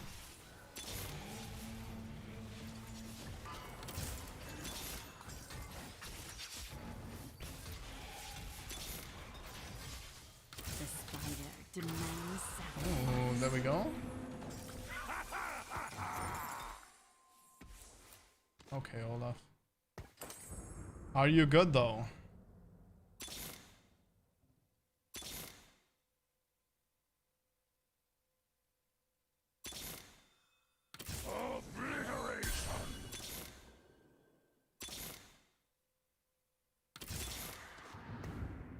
it will all be over soon. Alright. I mean... 6 whispers, I guess.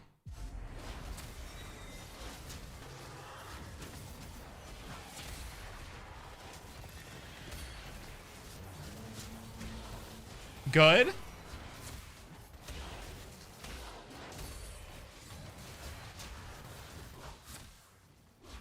Aw, damn. Wait, what happened to the bite? What? Oh my god, it got chenned. No way, dude.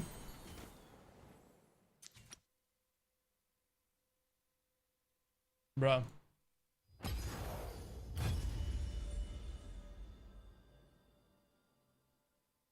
What a game. Also, no one was playing dragons. What? Was there anyone playing dragons? I don't think so. Oh yeah, someone had a Shyvana, right? Someone was playing Raging Vertical. But that was it.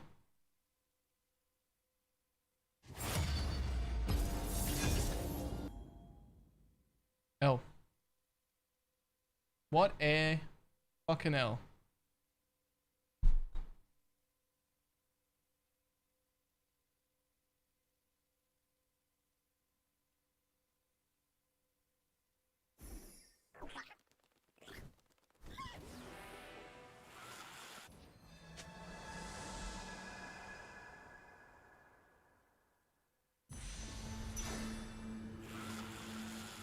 Alright, 2 swords.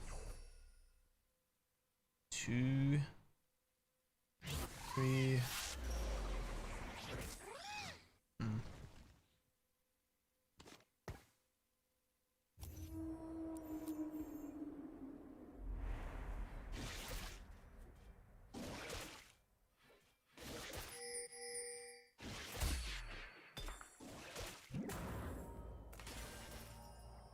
Why are pings even a thing in this game? Game mode? I must sample this buffet. Alright, we'll see how we transition into this.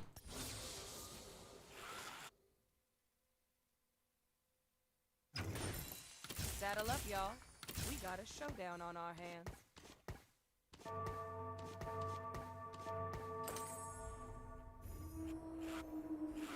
Maybe like this? It's definitely good for starters. Look out! There's a new boss around here. Oh, it is so on.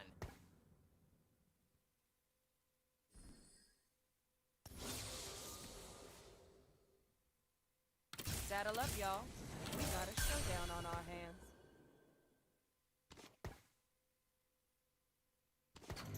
Behold immortality. Yeah, might very well be Ragewing then.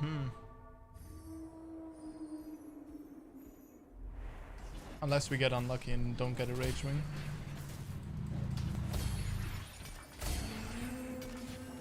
Wonders never cease, Scale Scorn. and neither do I.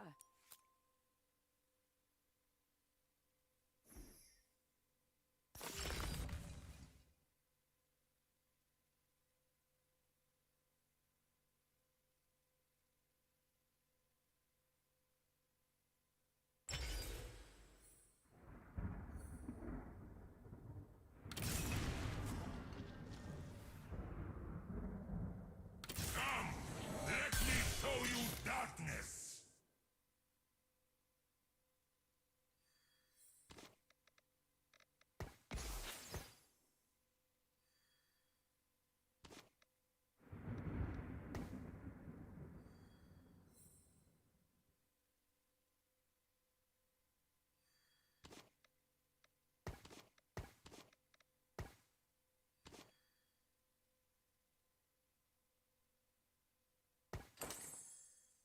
Can't really make a decision here. Guess we can get rid of these guys though. Then maybe get a Tristana. Oh, this guy's got an Olaf already.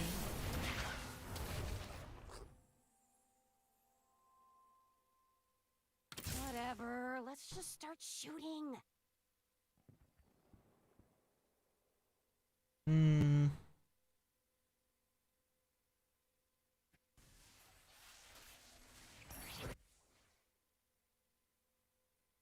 What must be done?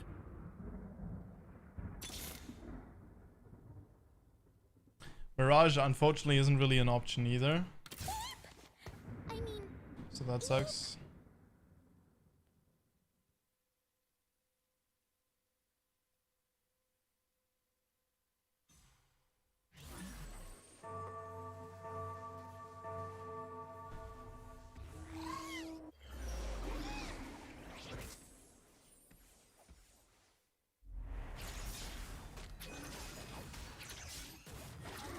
Sunfire board.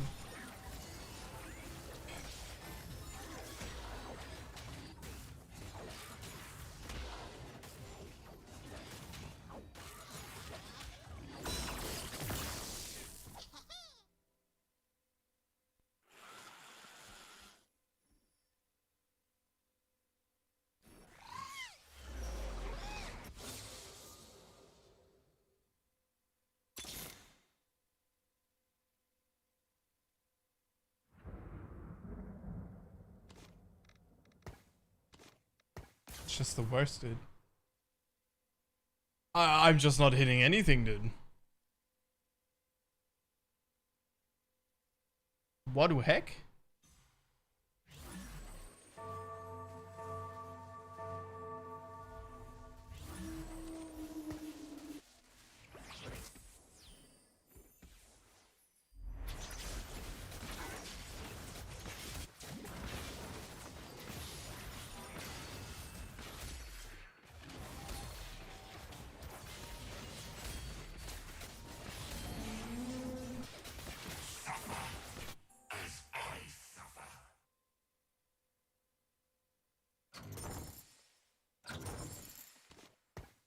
Bruh. Something ancient stirs.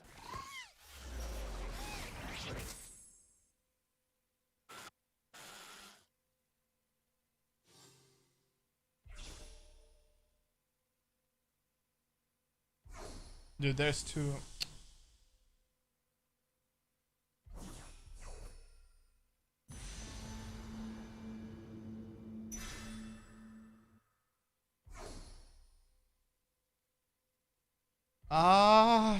Two people that are playing my comp.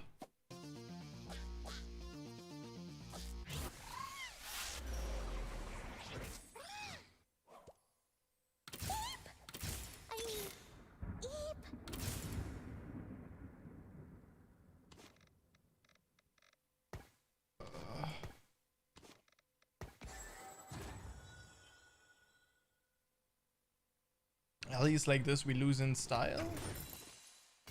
I don't.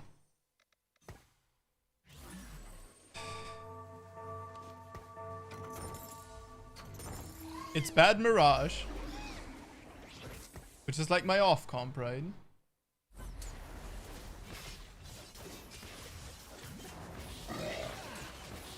Let's go, dude. I'm hyped.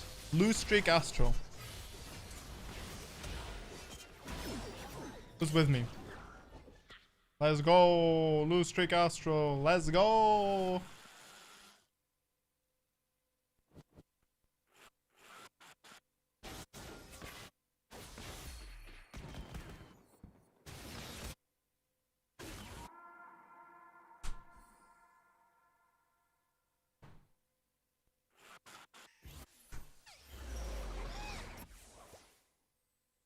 This will be quick.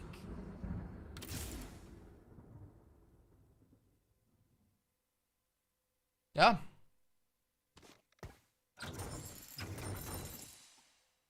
Lose streak Astro. Alright, this is going to be interesting. Trade sector is pretty good with Astro, right? And we have like maybe one person going Astro, which is fine. Because either of us could go mages and then... yeah, Astro doesn't really care.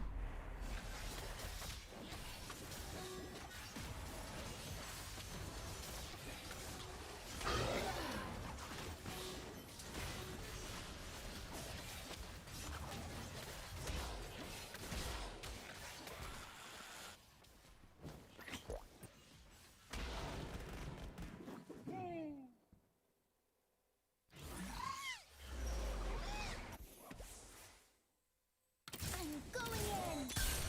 For some reason.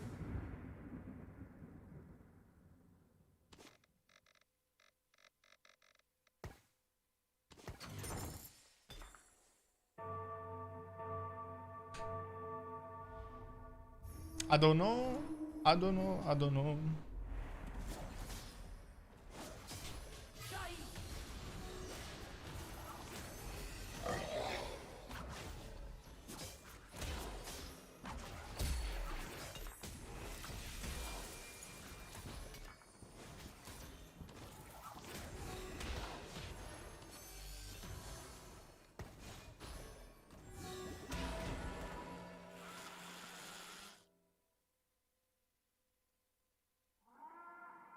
I just lost against Krugs? I didn't even know that was possible. Do not force my hand. Wonderful.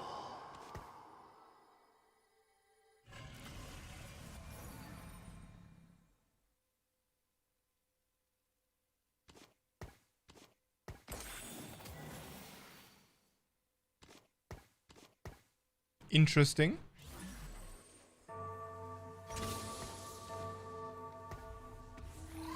Yeah, I actually didn't know.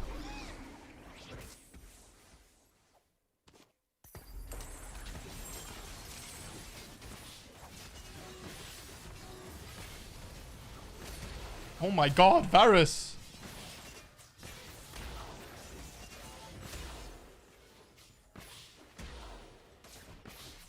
Wait. Did I just see an assassin Ezreal?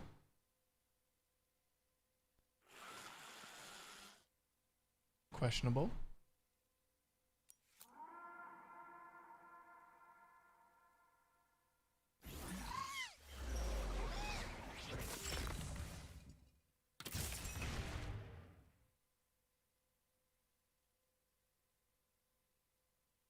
The battle approaches. 12 hours of streaming. I'm absolutely livid.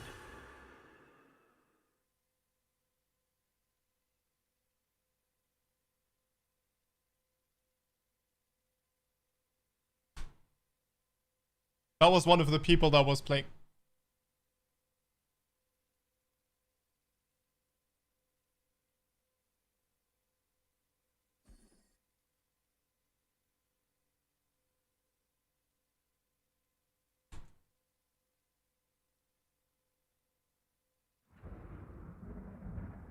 I could have played Ragewing. Or not Ragewing. Oh my god, dude. I could have played. No. I could have played my fucking Scale Scorn, dude. The guy disconnected. And the other guy transitioned. Unreal. They had perfect champions. Like, they had the perfect comp. Scale Scorn's one of the highest win rates. Like, why would they transition? Well, well.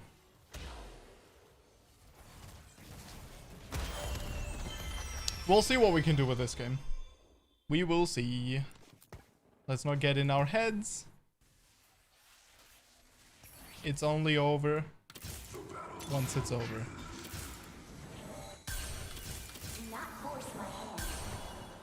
Do not force my hand.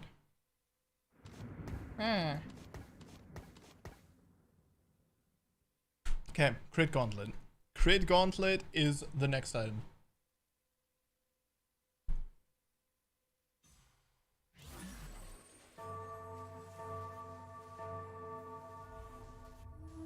Crit Gauntlet.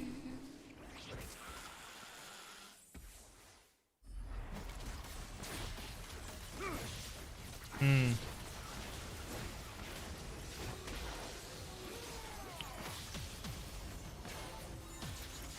another one.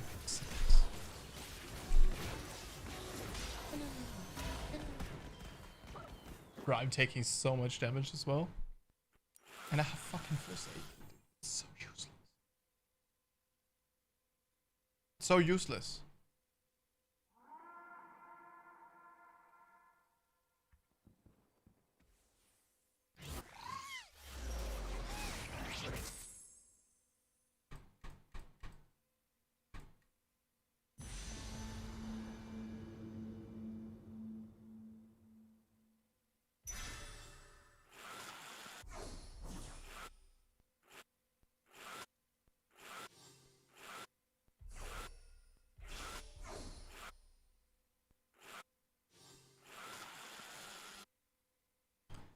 Hold on.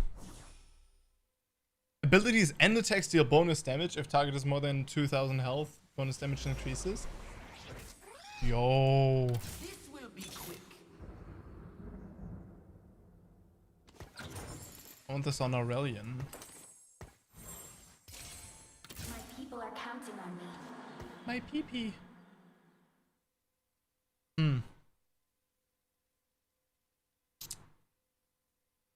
We could throw in a Mystic.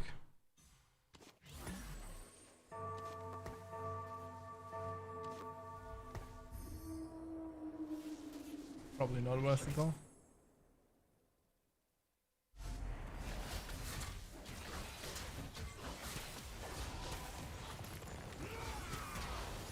Hey, good stun.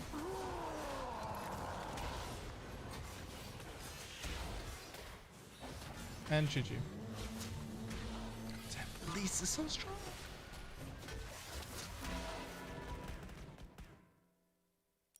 Bro, I'm losing way too hard, man. It's actually crazy. Like, I'm gonna have to roll down, like, right now.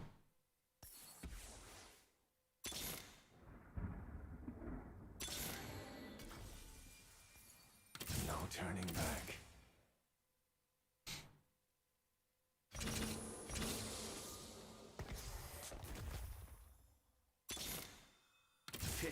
those who cross me. Hmm.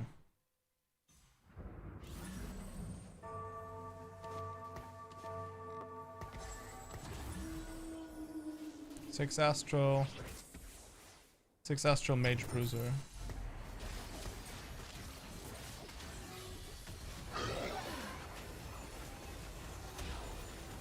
And that's the other Astral player. He has Sunfire Board, which is much better than First Aid Kit.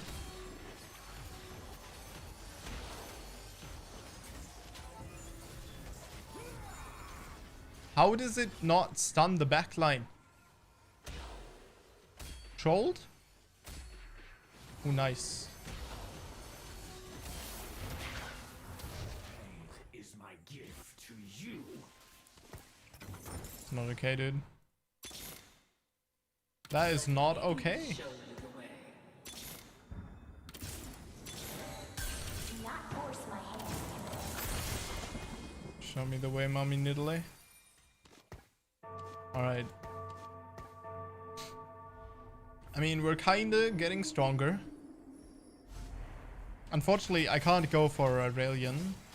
I'm gonna just have to try to live.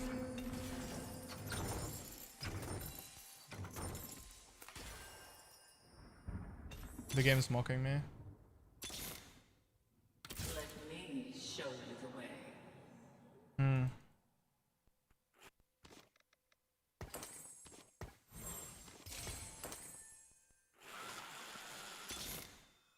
This is the first lesson. Wonderful. I need to be win streaking. So, Vladimir, Varus.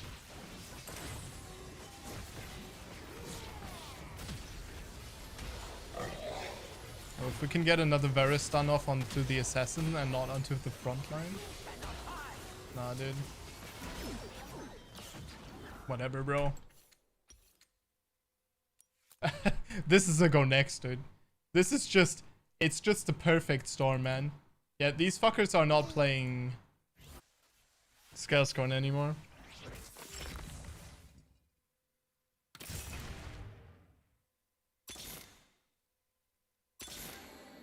Pity those who cross me.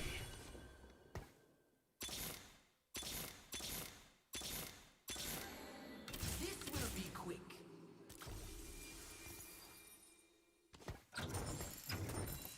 No turning back.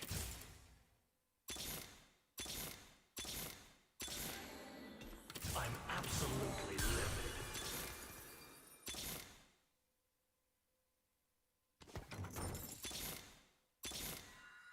Pity those who cross me.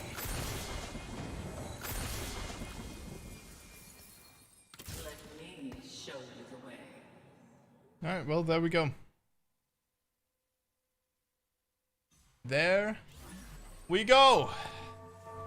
That's the best I can do for now. And now we just need to win streak until we get an Aurelion Soul, I guess.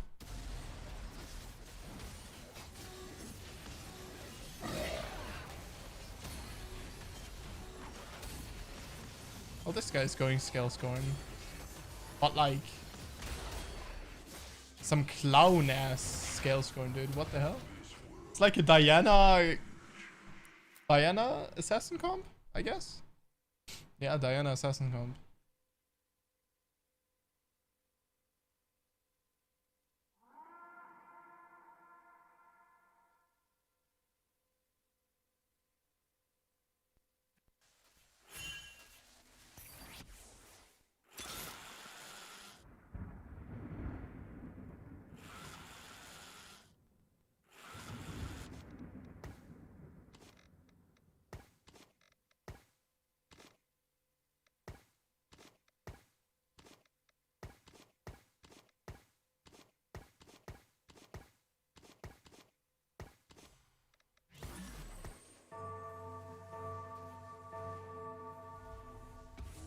Okay, the nice thing is with the free reroll, we can kind of keep just rolling out the rest of the units right now.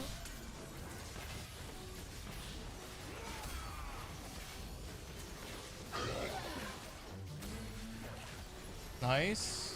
The attack speed slow didn't take in effect.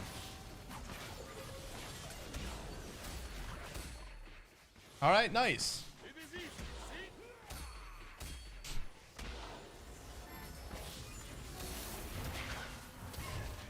Is my gift to you.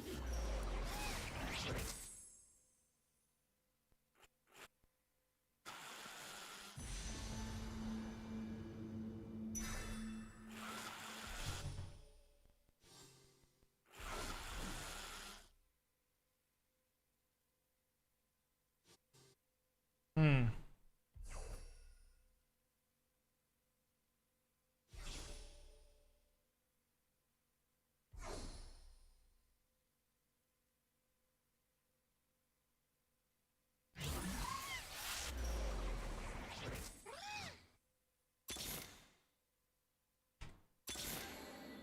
Let me show you the way.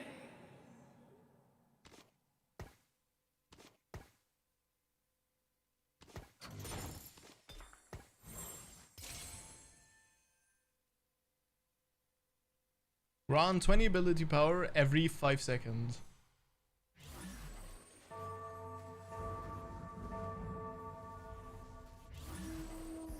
So 15 seconds in, we're outvaluing Morello.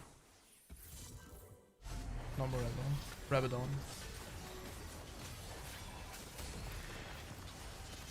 Which is exactly what my com does, right? Outvalue.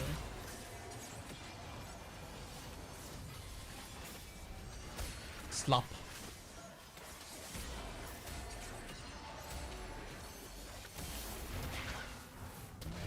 Is my gift to you. Nami did less damage than last combat. Nice. Perfect. Good that worked out. Perfect. Nice. Yeah, no. I love it when a plan comes together and stuff. Great. But I'm holding on.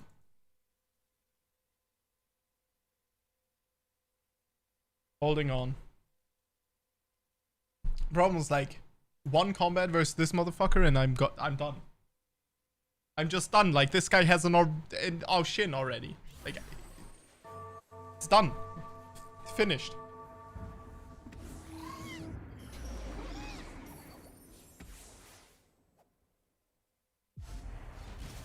Okay, this is really nice, technically. I mean, if we're durable enough. It seems like we are. Not? L.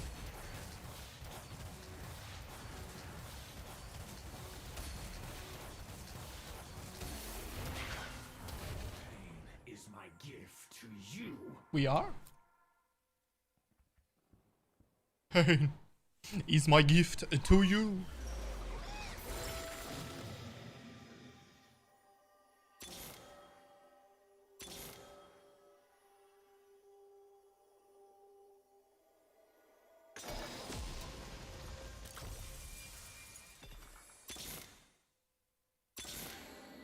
Claw or spear, your enemy.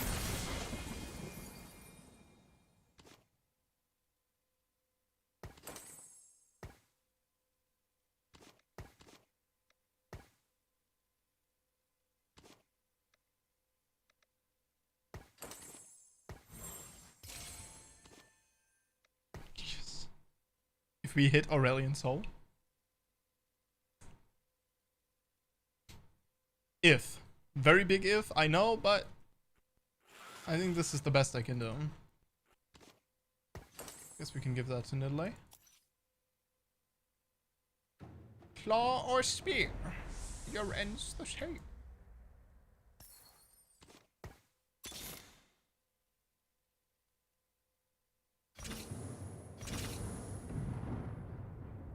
Who do I put in? The runes decide my path.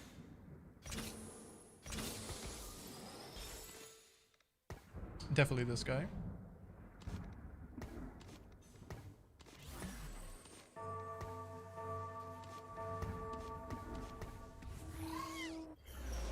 Try this.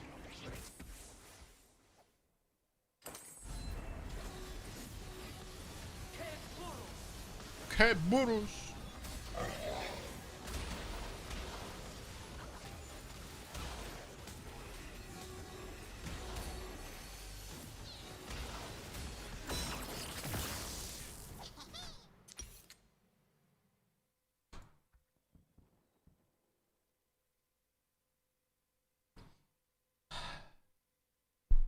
I mean, dude.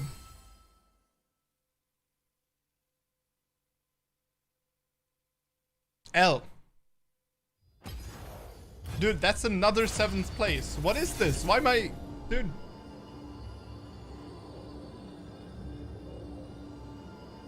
This game was really annoying, though.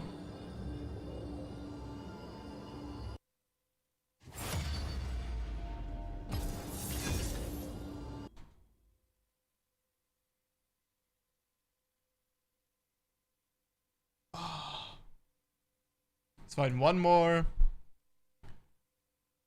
game. This one's going to be a first place, okay? Mark my words. This one is gonna be fine. Copium. It's going to be fine, dude. Moontail? Wait, Moontail? Moon-tipped Hushtail. Cosmic Abyssia. Oh no, there's a dragon. Okay, we need to first place this, or at least kill this guy. We need to kill this guy. This AD carry, try.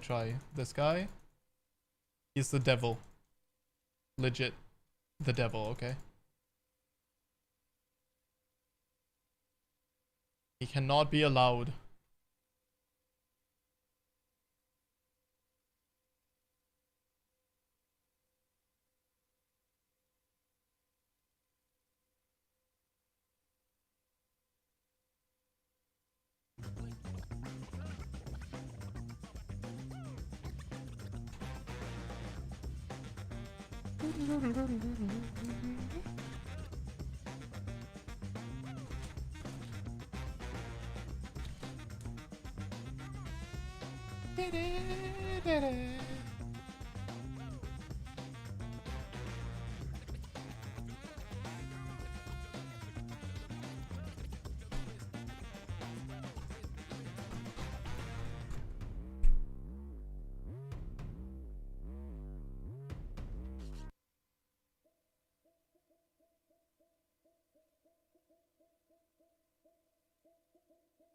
Goodness me, these loading screens. Madness.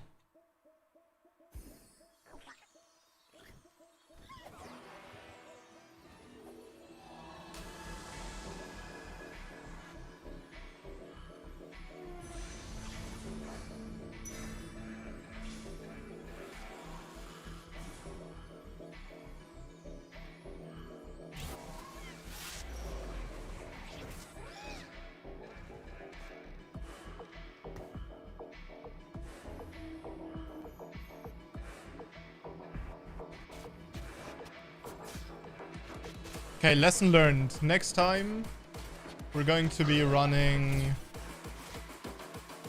the comp, and then before we reroll, we check. Nothing else.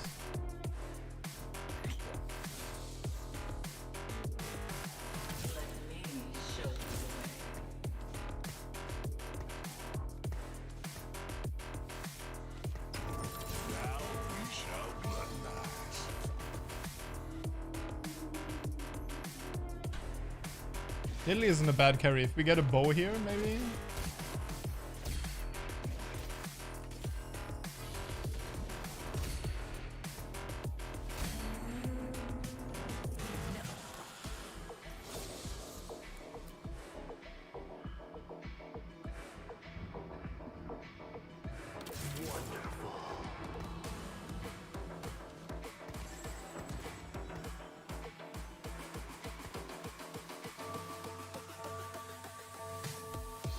Okay, we could hit Italy. We could hit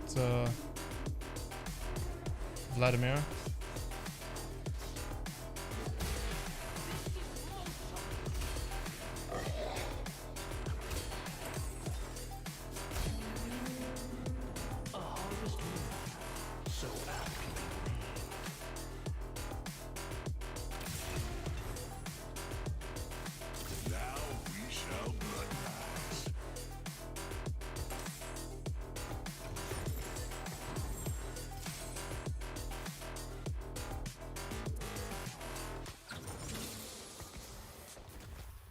Now we shall gluttonize. The bigger they are, The louder they scream.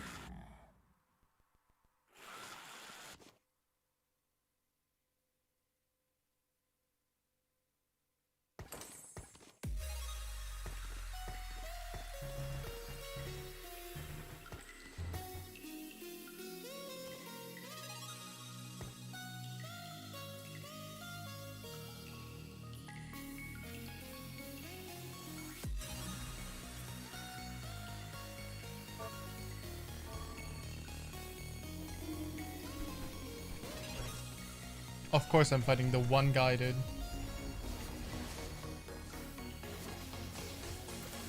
It's scary as hell.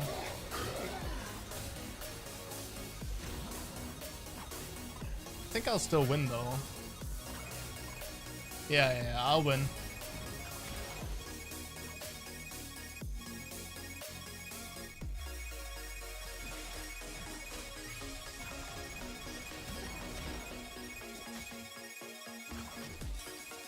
Wait, I will win, right?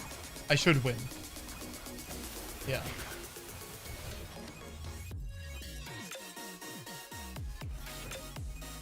I demand an entree. 6. Can't make it to 8, unfortunately. We can, however, grab this guy. Now we shall gluttonize.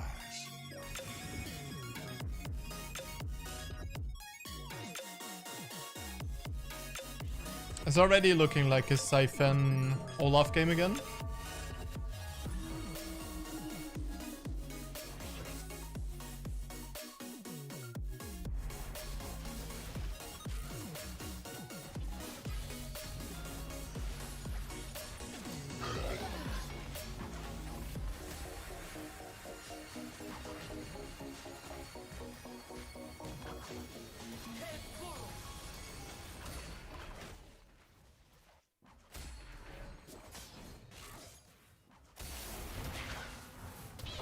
Sample this buffet. the bigger they are, The louder they scream.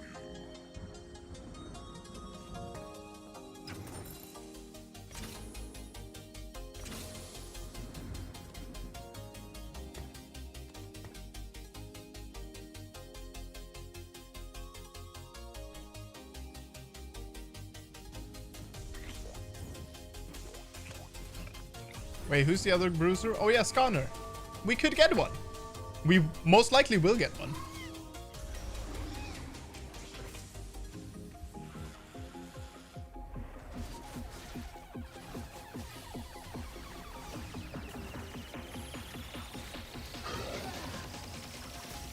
That damage.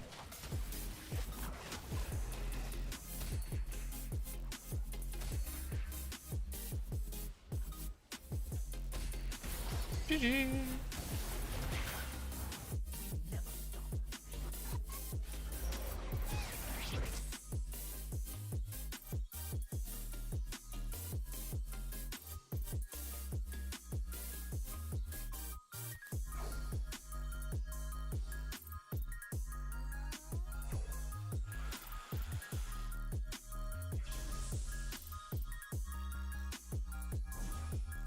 They're getting my hopes up. Yeah, okay, she's taking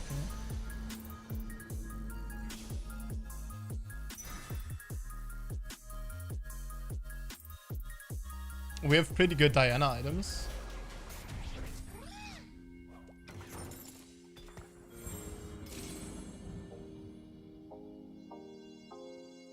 When going gets tough, you call Brom.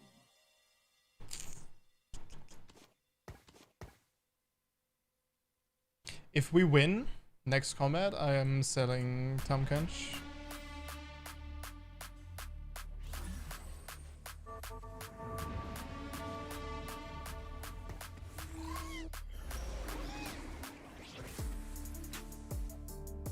I'm lucky.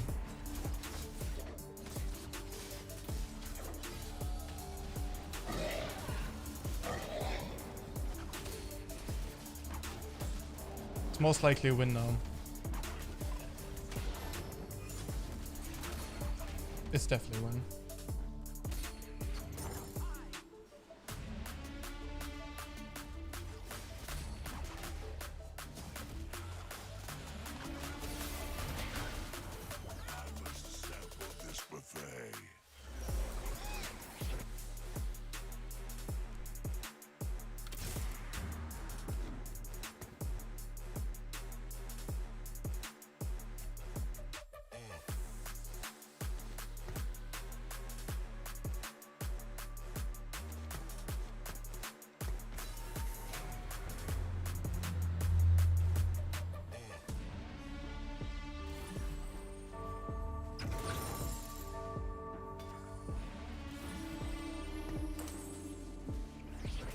Bruh?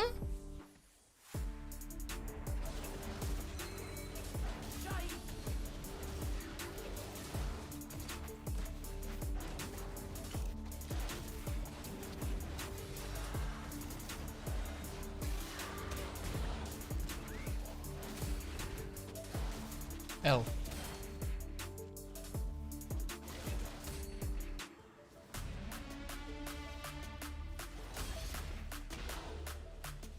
L.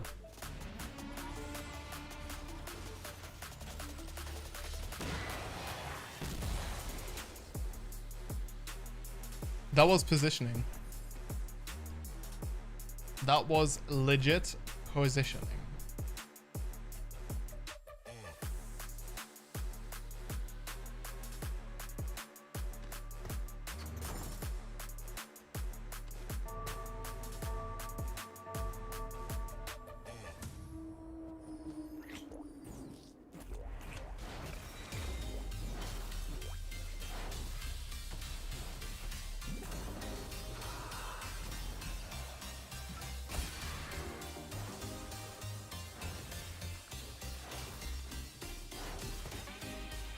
Not terrible.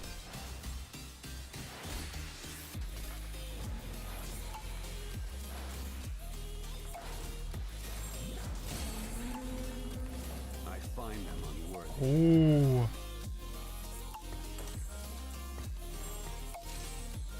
Actually huge.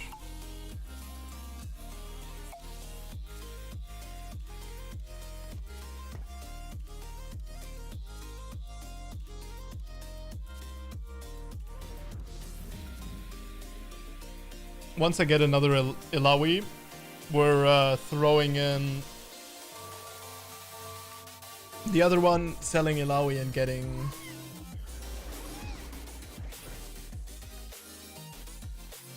at least the what's this item called, dude? Titan's Resolve, right? Or at least getting the Titan's Resolve onto the. I mean, we're gonna like win versus everyone again. It's literally just the top guy. That will probably change now too.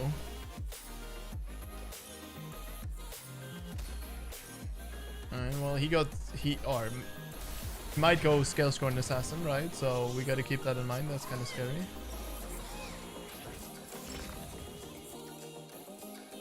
Exiles, not very good.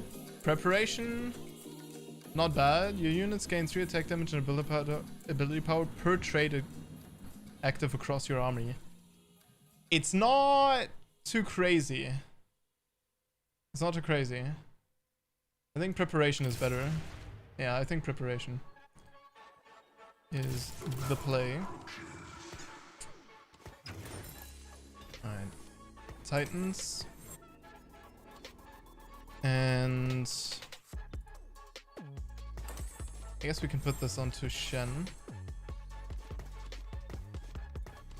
Like this. I think that makes sense.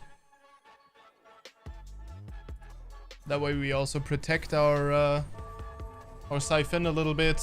We got the healing. We got the dodge. Ooh, Scalescorn, Assassin. Yeah, Assassin Olaf. I mean, he's not very good versus me.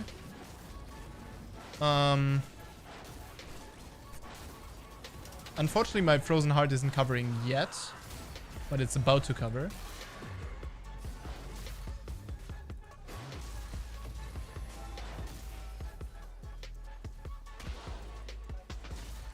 Oh, Siphon. Ooh, this ain't good. Oh. Oh. Yeah, fucking Scalescorn, dude. Scalescorn's actually disgusting. That's why I like it, but... This will be quick. Alright.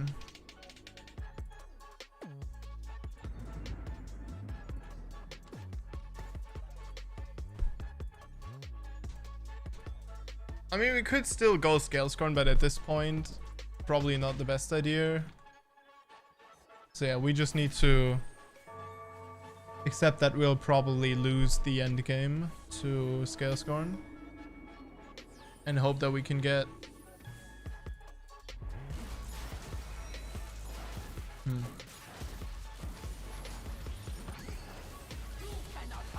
guess the positioning also was pretty bad. Oh, oh, goodbye. Goodbye that backline. Alright, we're gonna move Chen over. Had we moved Chen over, we would have won that combat actually. I'll have you know.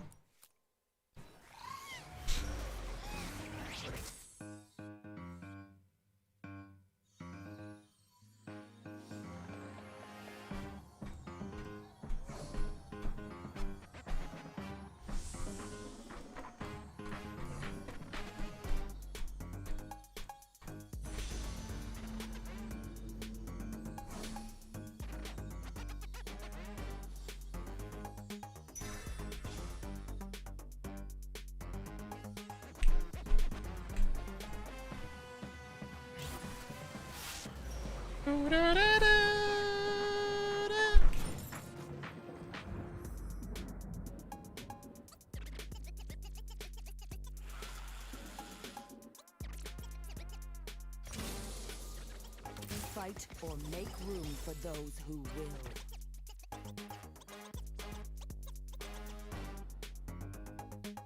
Hard econ. We need to play this as well as we can versus the Scalescorn, like get all the value. I don't have any win streaks, so there's no ego. There's no ego leveling.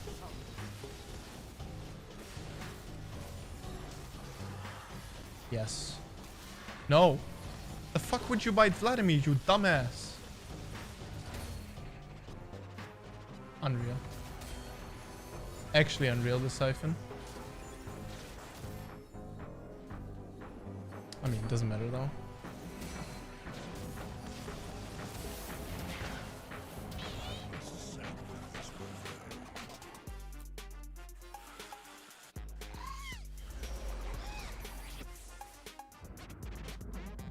Fight or make room for those who will.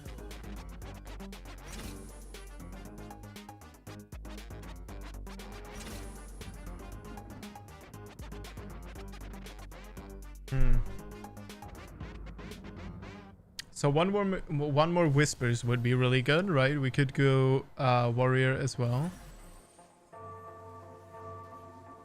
I think the plus 100 health. Why not, right? Why not?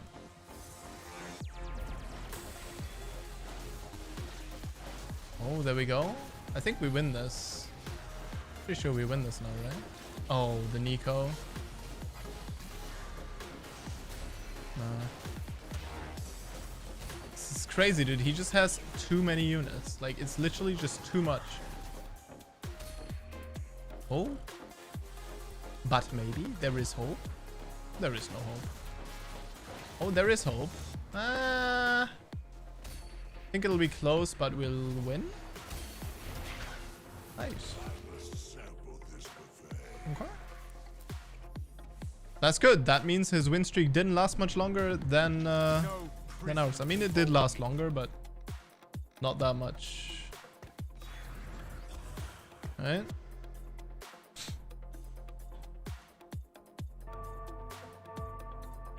So I figured preparation would be good because, like, we have no Nico, right? So if we get a safe in, it's gonna chill on the bank.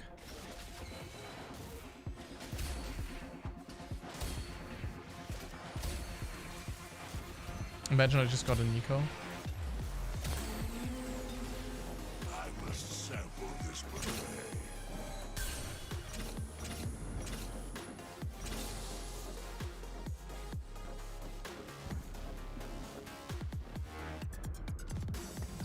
Actually, we have a win streak now. The spider demands sacrifice. This will be quick.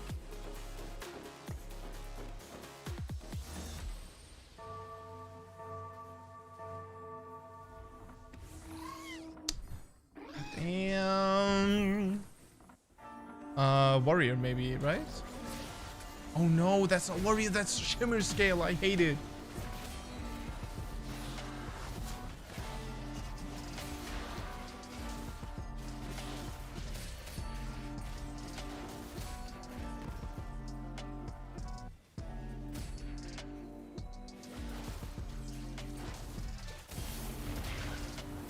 Don't worry, Bristle. I'll leave you the scraps.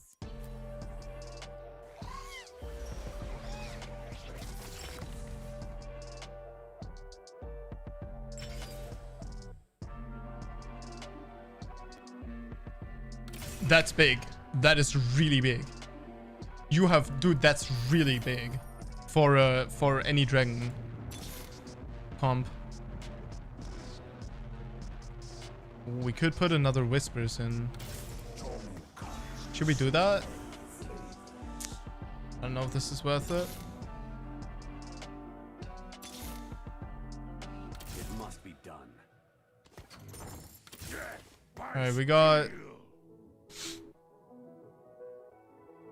got Olaf, but we need another bruiser. Who else would be that bruiser? Oh yeah. Okay, Ornn. So once we get Ornn, we're going to switch both of these out. Makes sense to me. Let's put this here.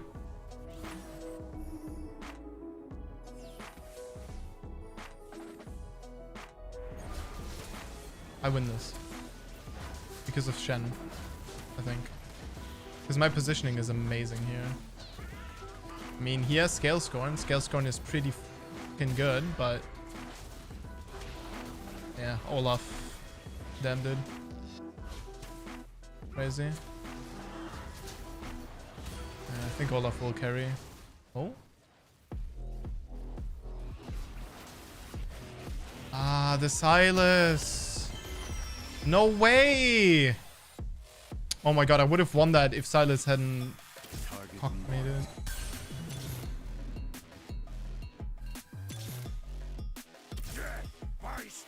Bruh.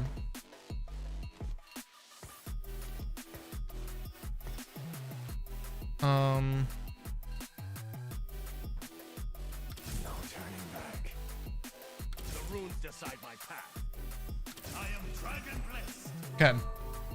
We got those 3 re-rolling on the sidelines.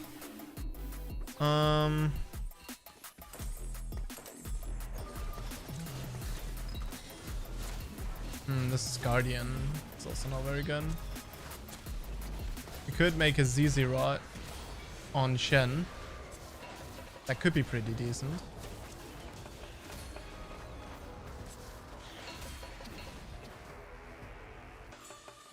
Oh! Oh! That wasn't close at all. You picked the wrong side.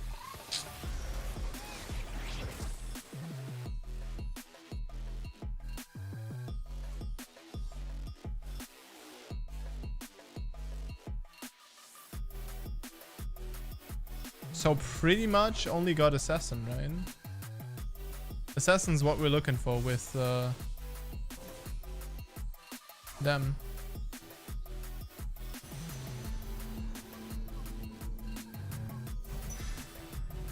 Okay, Olaf.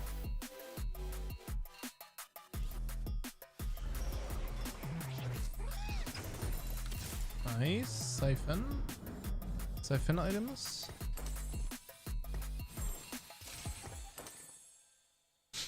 Q assassin needlessly. It's difficult to hit.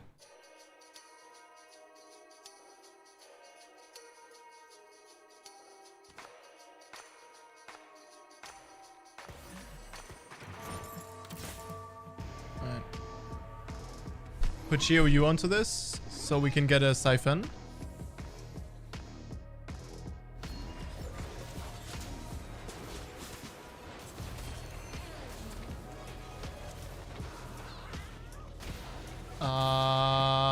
That's not a good charge. Oh, but we can get the let's go. Shen carrying. Yeah. Nice. God damn, Shen. The dodge on Shen is just game winning sometimes.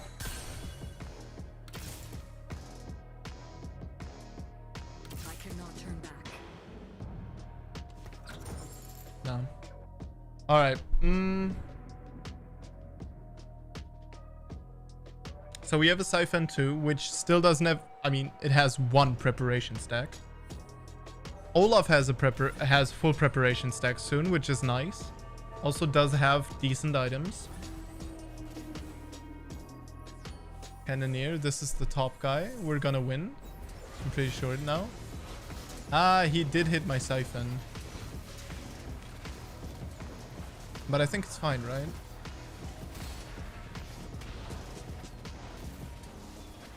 No, it's not fine. We didn't survive long enough. Oh, that would have been big, but it's not enough. Unless... no. So we're going toe-to-toe, kind of.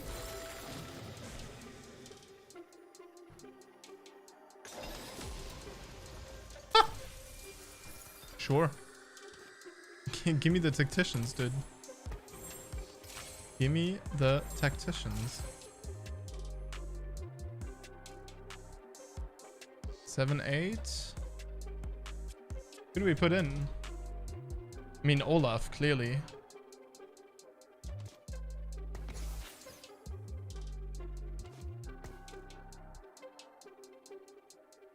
We already have all whispers as well.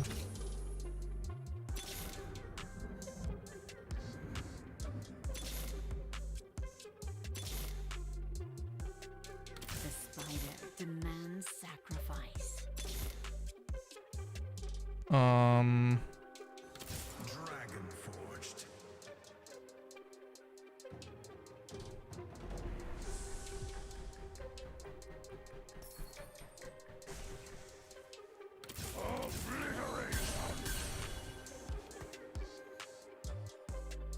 Okay, so we're going to want...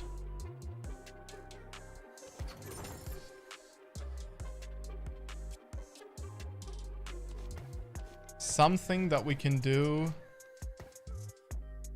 with this. I don't know yet. We'll see, we'll see.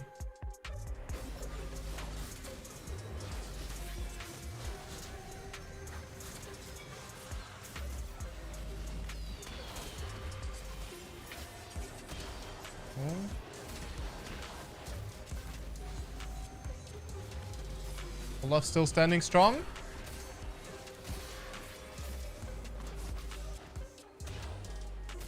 Ah, damn it, Olaf.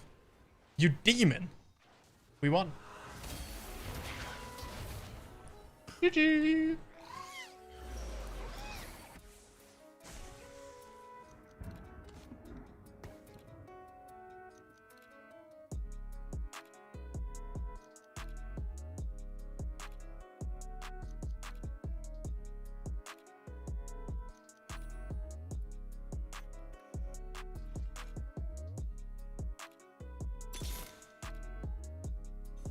No prison can hold me.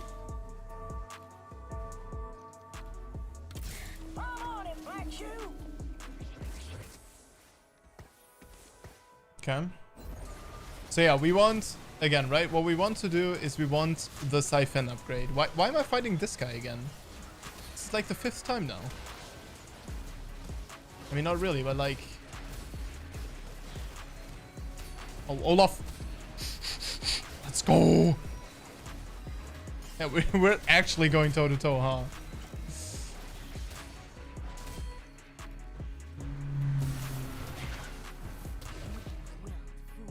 Look at that Olaf.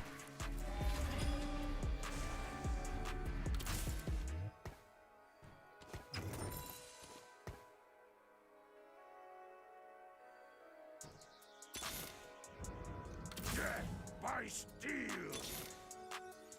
Time for the kings to bow.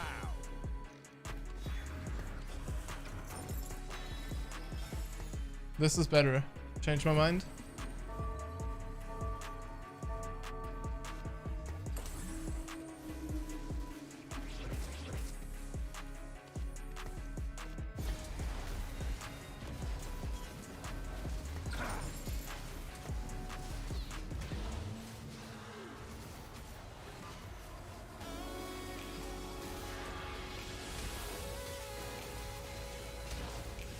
God, what a chaos game, dude.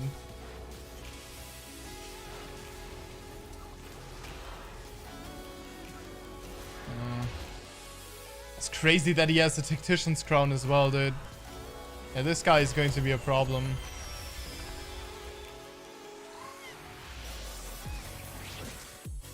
Because I got Mystic, right? Which counters him pretty hard. But it's just not enough.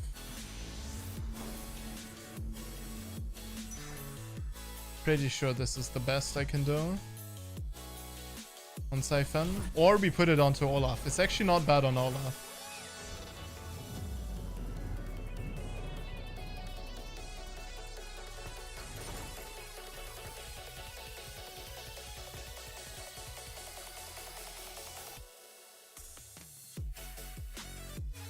It wouldn't be bad on Olaf.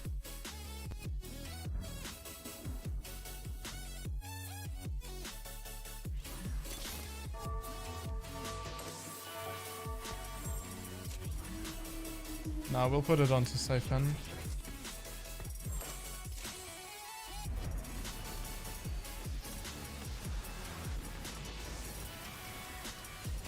What happened to the Siphon charge?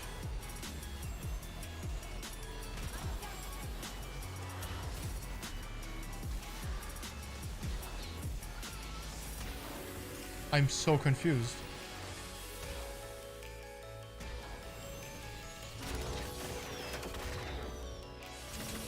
What happened to the Siphon charge there? This will be quick.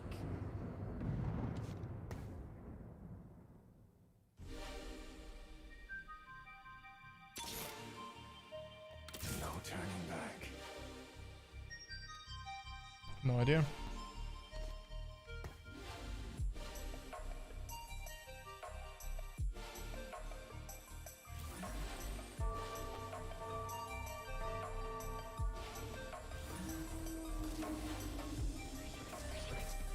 I also still have yet to find an Ornn.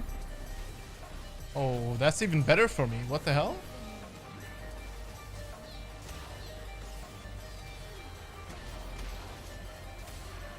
Oh. Siphon's charge wasn't better. That was better.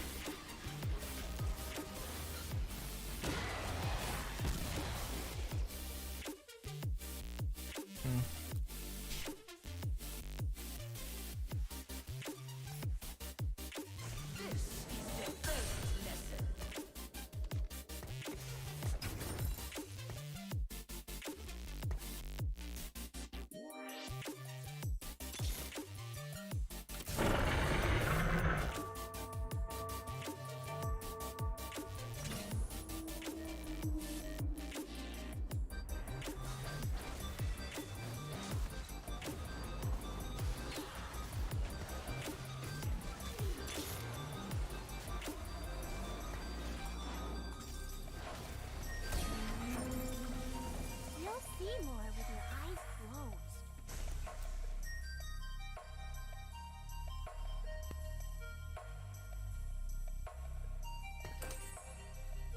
Fighting is my first language.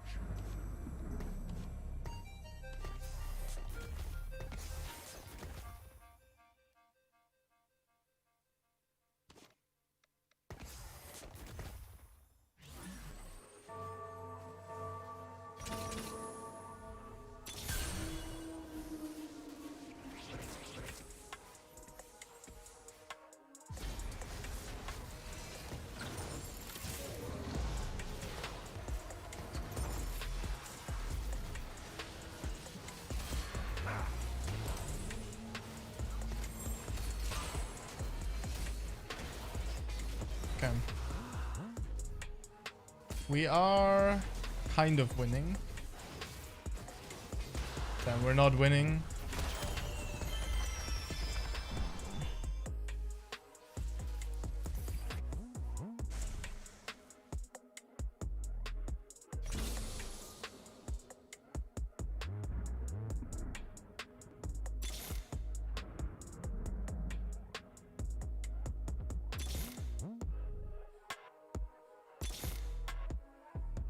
No prison can hold me. No prison can hold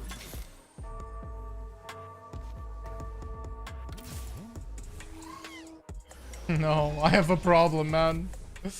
Okay. So we're full into re-rolling Siphon. We lost against this guy before. Oh, but this time looks better.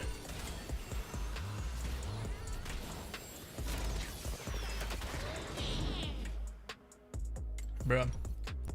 4th place, dude. It's just not okay. Not okay. Alright, thank you very much for watching, everyone. I'll see you guys tomorrow. Stay awesome.